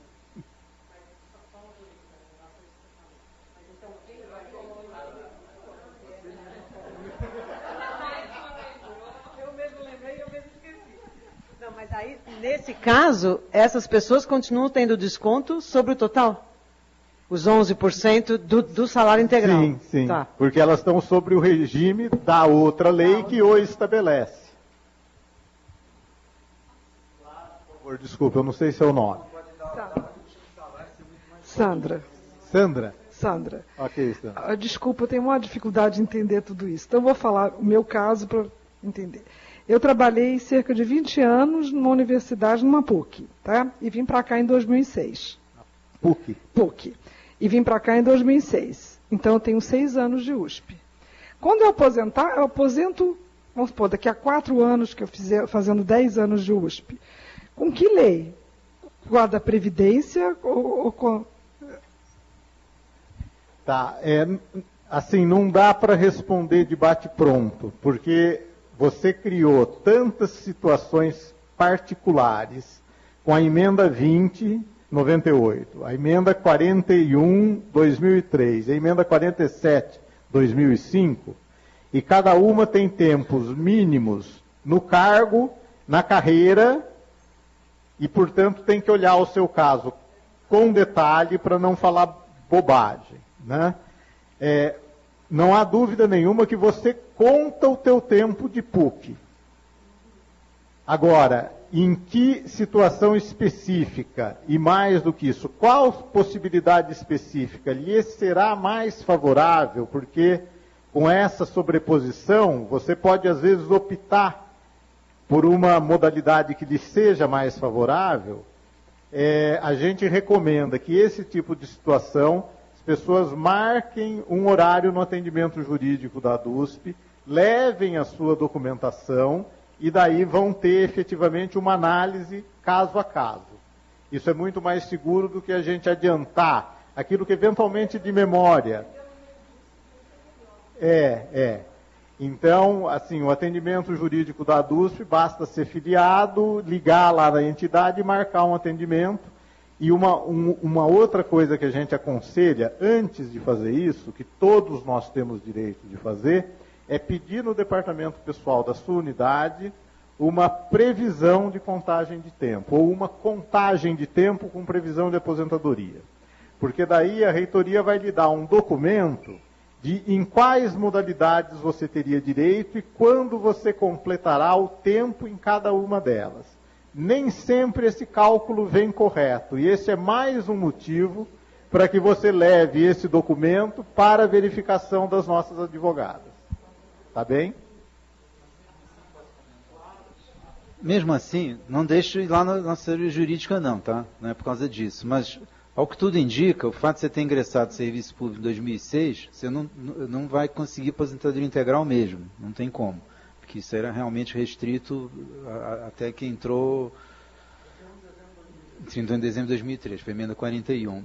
E no texto da 10.877, parece bem claro, é a média aritmética simples das maiores remunerações utilizadas como base para as contribuições do servidor aos regimes de previdência a que esteve submetido, quer dizer, então, a que esteve vinculado.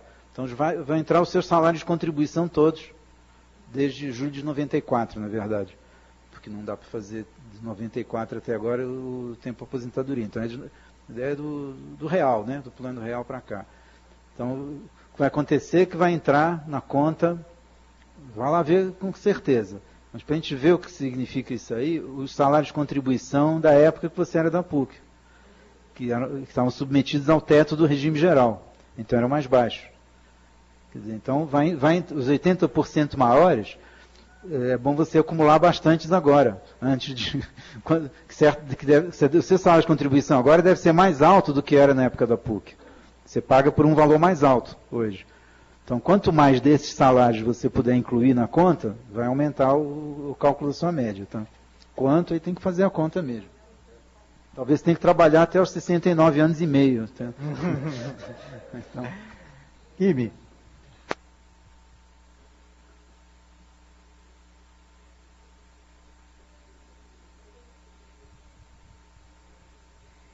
Bom, eu queria fazer só uma reflexão, na verdade, né? Assim, dividir um pouco a angústia, né? E pedir para liberar a pinga agora, né? Porque depois de um debate desse, a gente só bebendo, né? Quanto mais eu, né?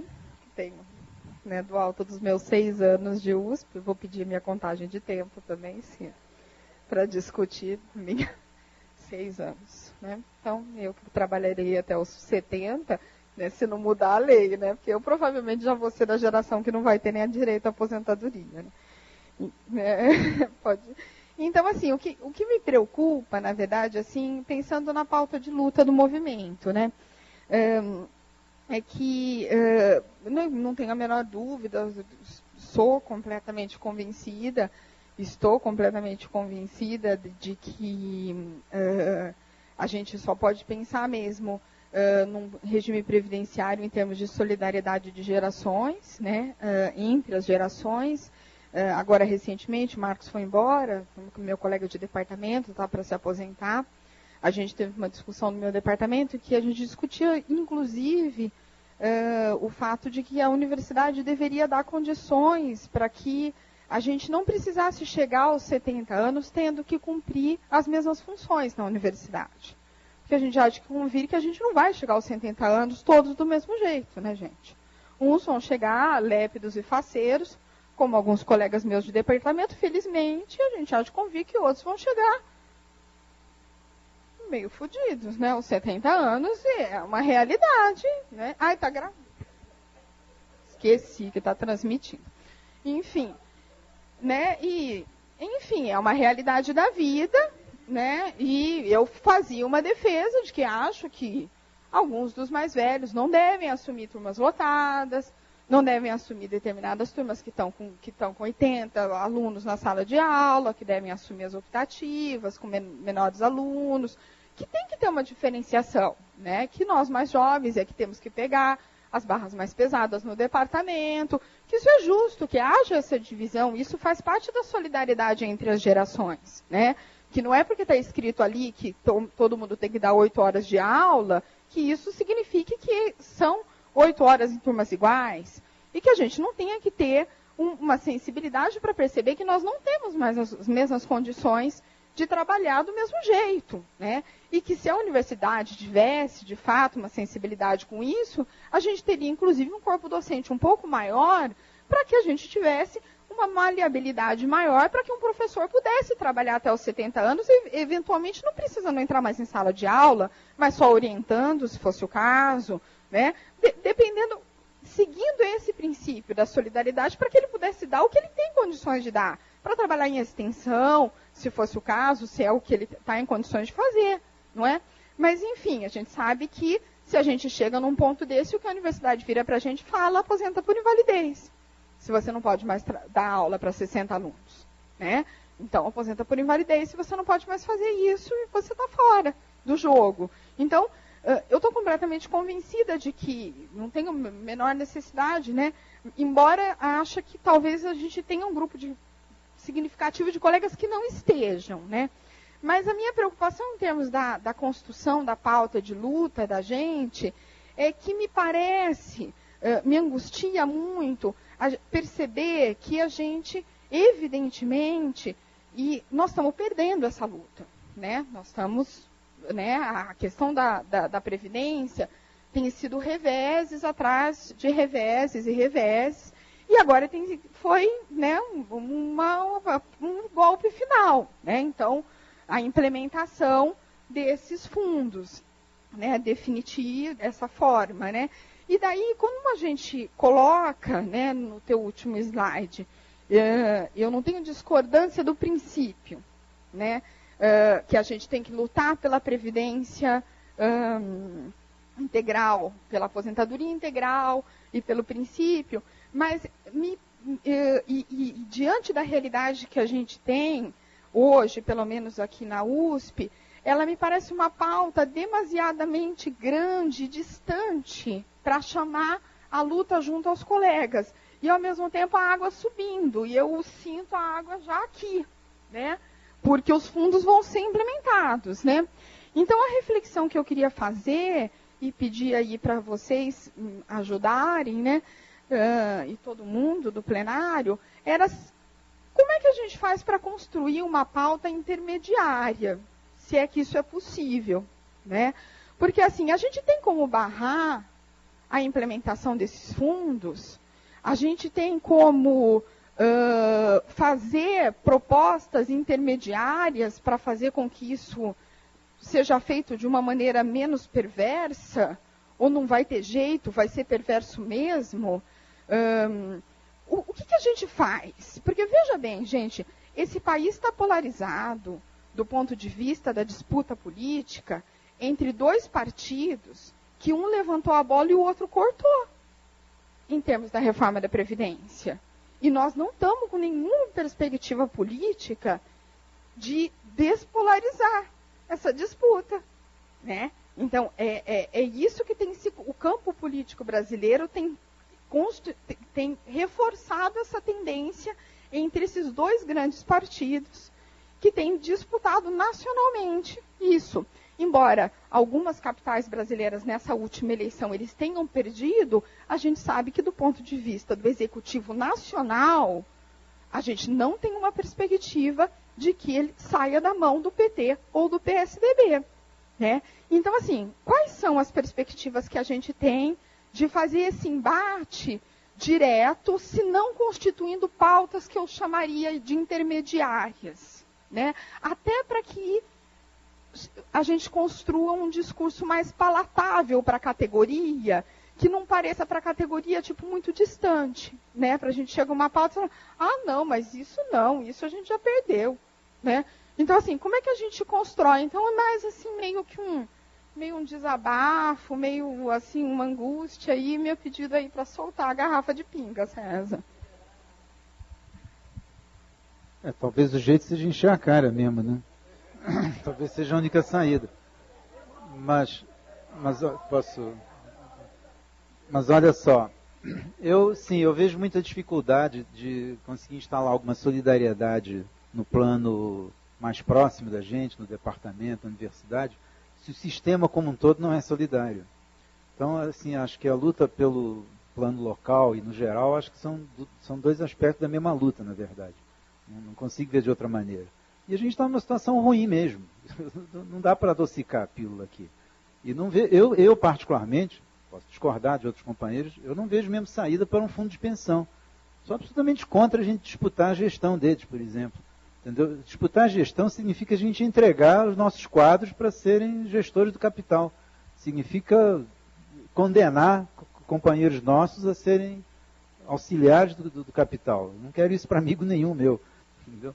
E até porque não vai poder fazer nada lá. Porque o fundo de pensão é ruim se for bom e é ruim se for bem é ruim e se for mal é ruim. É a lógica que não funciona. Agora, a realidade avança, apesar de tudo. Quer dizer, o que eu disse há pouco, é impossível você estender o regime de capitalização para toda a classe trabalhadora de um país. O sonho do capital é irrealizável. Quer dizer, então tem essas questões. Porque senão, gente, vamos viver todos de renda? Será possível? É só botar $1 milhão na conta de cada um e vamos viver de renda todos. Não é possível, alguém tem que trabalhar, né? Alguém tem que produzir alguma coisa, né? A produtividade de trabalho não chegou tão alto. Então não tem como, quer dizer, não há como prescindir, por mais que o capital queira se livrar do trabalho, ele não pode, ele está amarrado a ele, do mesmo jeito que o trabalho está amarrado ao capital nesse sistema. E estamos presos, podemos afundar juntos. Entendeu? A gente pode, podemos tentar construir nossa arca também, né, para salvar do dilúvio e tal. Tenho a impressão que não é possível nesse quadro. Mas quer ver algumas coisas curiosas? Por exemplo, há uma discussão hoje na Secretaria de Previdência Complementar sobre os relatórios dos fundos de pensão. O pessoal Previc lá fiscaliza os fundos, né? Fiscalizar o que significa? Ficava tentando projetar para o futuro. Calcular as reservas matemáticas, essas coisas, não tal de valor esperado do valor atual, do fluxo de caixa e tal, que tem que trabalhe com o quê? Com uma previsão de taxa de juros. Né? Porque o problema do planejamento de um fundo de pensão é que os prazos são muito longos. Não sei quem já fez alguma conta de matemática financeira aqui, trabalhando com fluxos longos, qualquer variaçãozinha na taxa de juros que você faz uma diferença enorme lá no final. Entendeu? Tem exemplos, eu não trouxe aqui agora, mas tem exemplos assim, de 2 trabalhos do mesmo economista, assim, para mostrar que a Previdência Social brasileira é inviável e para mostrar que o projeto dele para a Previdência era viável, onde ele usa 2 taxas de juros diferentes. Uma taxa de juros maior para o projeto dele e uma menor para a Previdência. Foi o economista Fábio Jambiage que fez isso. Posso dizer quais são os artigos onde ele fez isso. Para defender o projeto dele, colocou uma taxa de juros um pouquinho mais alta só. É para dizer que a Previdência Social era ineficaz. Um americano, Daniel Feldstein também, acho que não é Daniel, Feldstein, um economista, assim, do capital e tal. Também para mostrar que a seguridade americana é inviável, que seria muito melhor se os gestores privados gerissem aquele dinheiro, ele faz a mesma coisa. Trabalham com taxa, e muda só um pouquinho a taxa de juros, mas já muda tudo no resultado. O que está acontecendo hoje com a queda das taxas de juros? Que não é uma queda só porque alguém está sendo benevolente, é uma tendência mesmo do capitalismo, por causa da mudança na composição orgânica do capital, não sei o quê. É uma das grandes previsões de Marx no Capital, é a tendência à queda da taxa de lucro, né? Que tem fatores que podem contrabalançar, mas existe uma tendência inexorável pelo próprio crescimento da quantidade de capital fixo, né? De capital constante, né? Então isso está acontecendo. As taxas de juros hoje são muito mais baixas do que eram antes.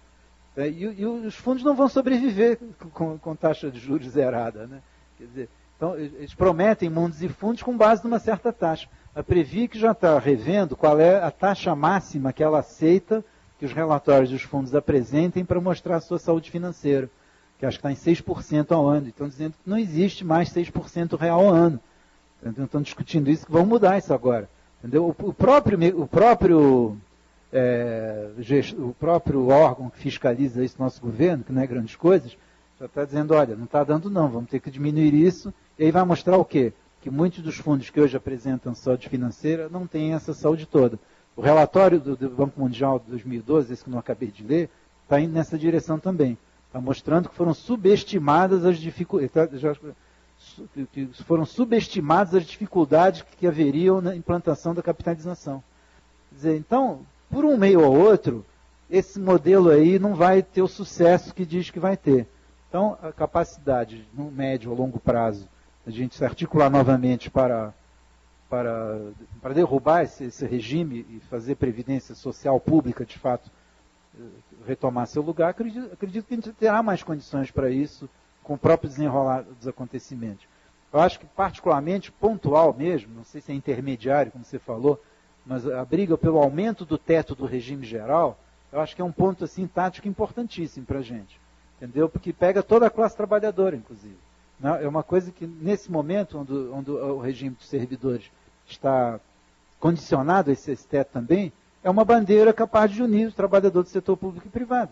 Quer dizer, o aumento do teto. Entendeu? Que, num primeiro momento, para muitos aparece, assim, mesquinhamente, como um aumento na contribuição. Porque hoje, quando o trabalhador ganha acima do teto, a contribuição dele é calculada só sobre o teto, né? Então, quando aumenta o teto, ele aumenta a contribuição, então ele acha que está perdendo. Mas não está, né? Porque o salário de contribuição dele está aumentando. Entendeu? E se aumentar bastante, vai chegar a um ponto que os 11% vão ser sobre o salário dele, não sobre o salário do teto. Qual deveria ser o teto?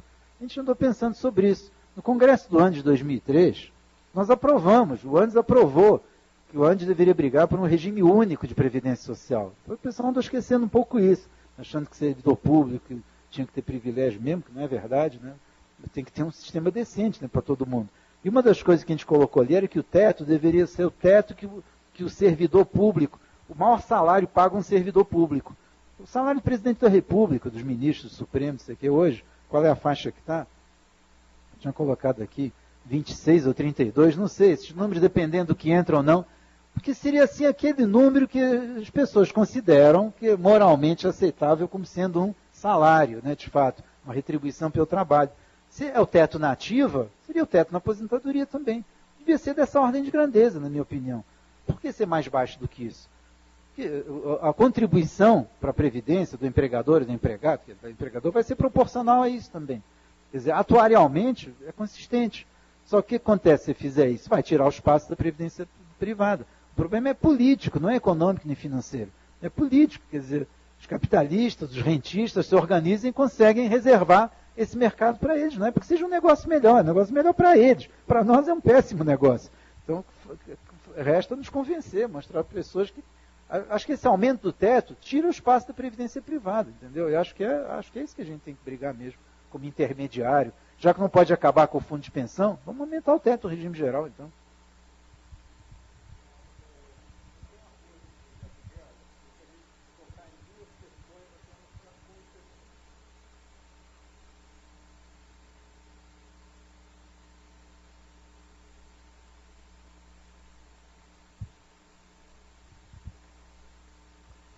Gostaria de tocar em 2 pontos para contextualizar.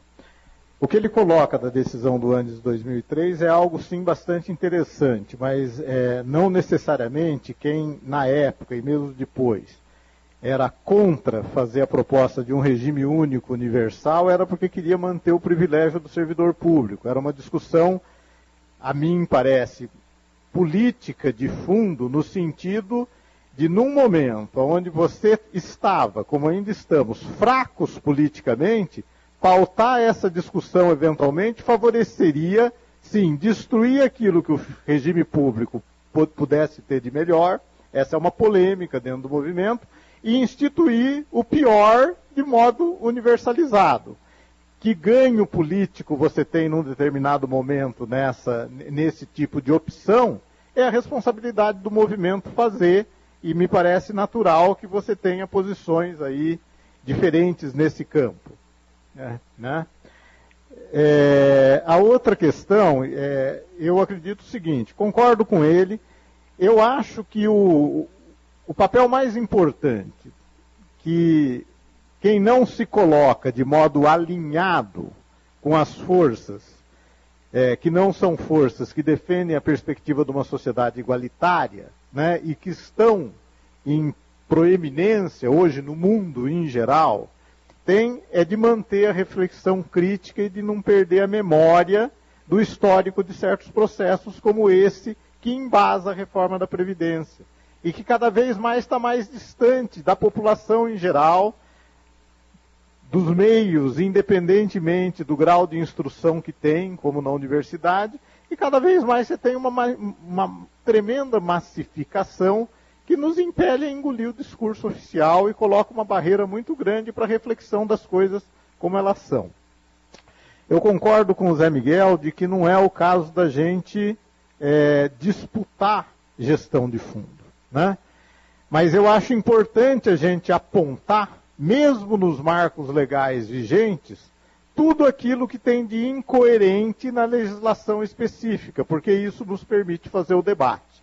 Não para ir disputar a paridade lá na gestão do fundo, mas dizer que nem certos mecanismos que visavam dar uma aparência de democracia a eles foram respeitados na sua implementação. E talvez, quiçá, isso chame a atenção de alguém para esse debate. Mas eu concordo com ele também. Esse trabalho é o trabalho que a gente tem a fazer, e o que vai determinar o momento onde mais ouvidos estarão atentos a ele são uma série de conjuntos sobre os quais a gente efetivamente não tem controle, né? Então, eu acho que, não sei se é o caso de proposta intermediária, mas é a eterna dificuldade e responsabilidade de o que é que a gente prioriza na nossa pauta que pode chamar mais atenção da categoria como um todo para um debate que é fundamental se a gente quer caminhar aí na contramão do que está posto. E é claro que eu acho que o Zé usa essa figura, quer dizer, o capitalista sabe que ele não pode abrir mão do trabalho, é o que mantém. O que esses momentos, em particular, de desmobilização propiciam é que, num determinado momento, quem se beneficia do rentismo na sociedade abocanha uma fatia cada vez maior daquilo que é produzido pelo trabalho. E a administração disso a longo prazo é um problema na lógica deles para o próximo momento da crise, no longo prazo, desde que eles tenham acumulado reservas no momento presente, né? E é claro que tem uns órgãos aí que procuram fazer intermediação disso a médio e longo prazo, como o Banco Mundial, a OCDE, etc. e tal. E tem coisas interessantes nos documentos deles, mas eles sabem muito melhor, ou tão bem quanto a gente, muito mais do que a população, para onde eles estão caminhando com esses processos todos. Gente, eu não notei ninguém mais pedindo a palavra. Gostaria de saber se tem alguém. Tenho a impressão que o tempo do Zé está chegando no limite, é isso, Zé? Então, gostaria de saber se... Pois não, Marlene.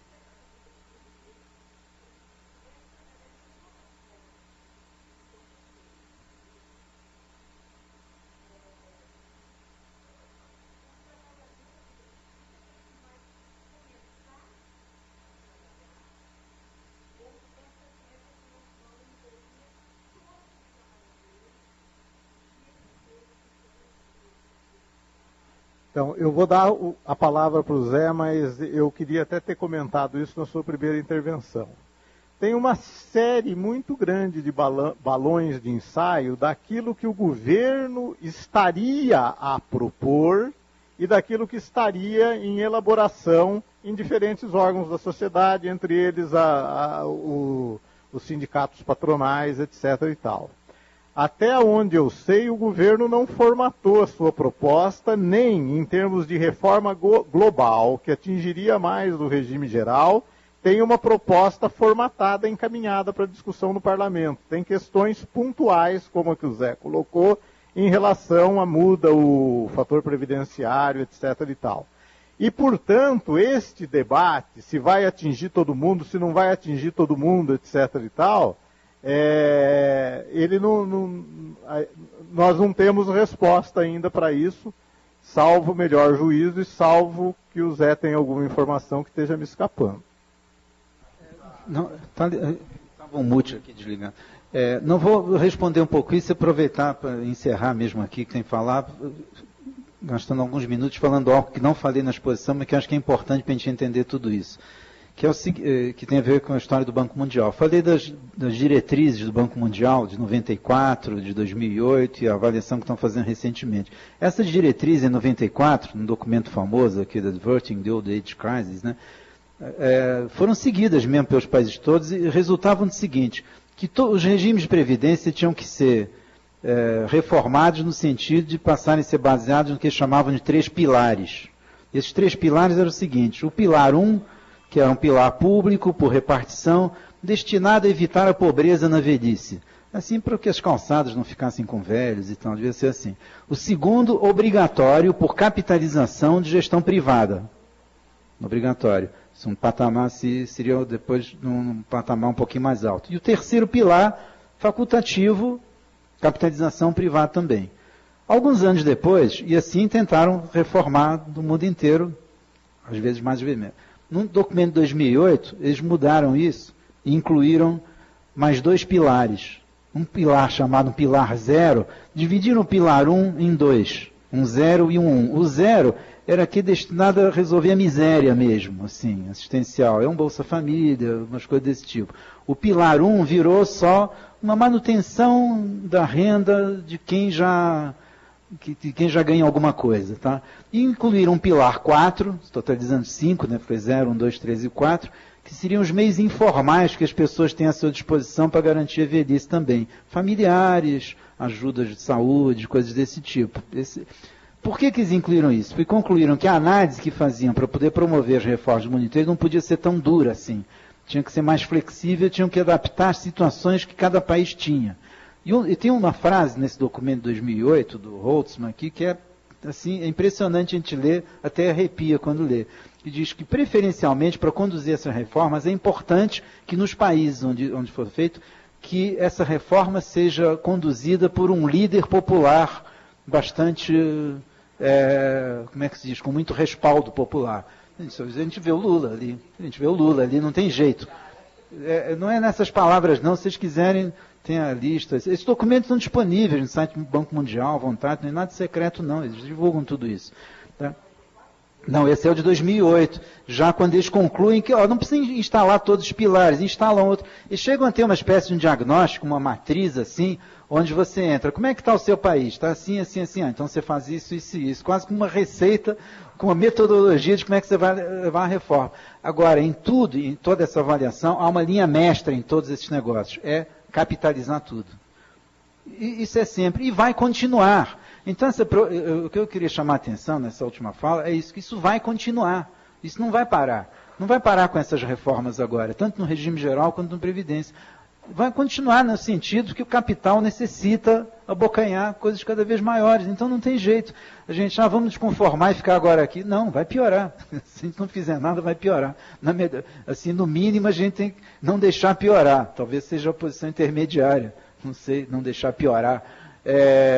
Mas eles vão continuar avançando. Porque o objetivo é ter uma previdência totalmente capitalizada. Embora, isso aí é uma contradição geral do sistema capitalista, não tem jeito, que ele é a contradição em processo, né? Embora seja impossível, vão continuar tentando isso sempre. Então, essas contra-reformas vão continuar. Se vai para um lado ou para outro, vai depender da correlação de forças em geral, de outras coisas que não depende só do que a gente fala sobre a Previdência. Mas não sei se você estava falando sobre do regime geral ou as se aplicava para todo mundo ou as outras. Uma tática que eles têm usado com eficácia, eu acho, para diminuir as resistências, ter sempre as regras de transição. As coisas novas valem só para os novos. E os antigos têm os seus direitos garantidos. Isso diminui muito as reações. Porque você tem feito isso aí mesmo quando não é verdade. Mesmo quando não é verdade, completamente. Como na emenda 20, que eles deram a regra de transição e puseram um pedágio depois para o tempo de antecipação e ficava elas por elas a maioria dos casos. Mas não foi tão ruim para os antigos quanto foi para os novos. Como os novos não existem ainda vão ser contratados, eles não vão se organizar, entendeu? E os antigos, nós estamos bem aqui e tal. Quer dizer, então... E a prova de que a coisa é perversa foi uma frase do Garibaldi, há poucos meses atrás, quando a gente já estava brigando, dizia, eu não estou entendendo por que eles estão reclamando tanto, afinal só vai atingir os novos.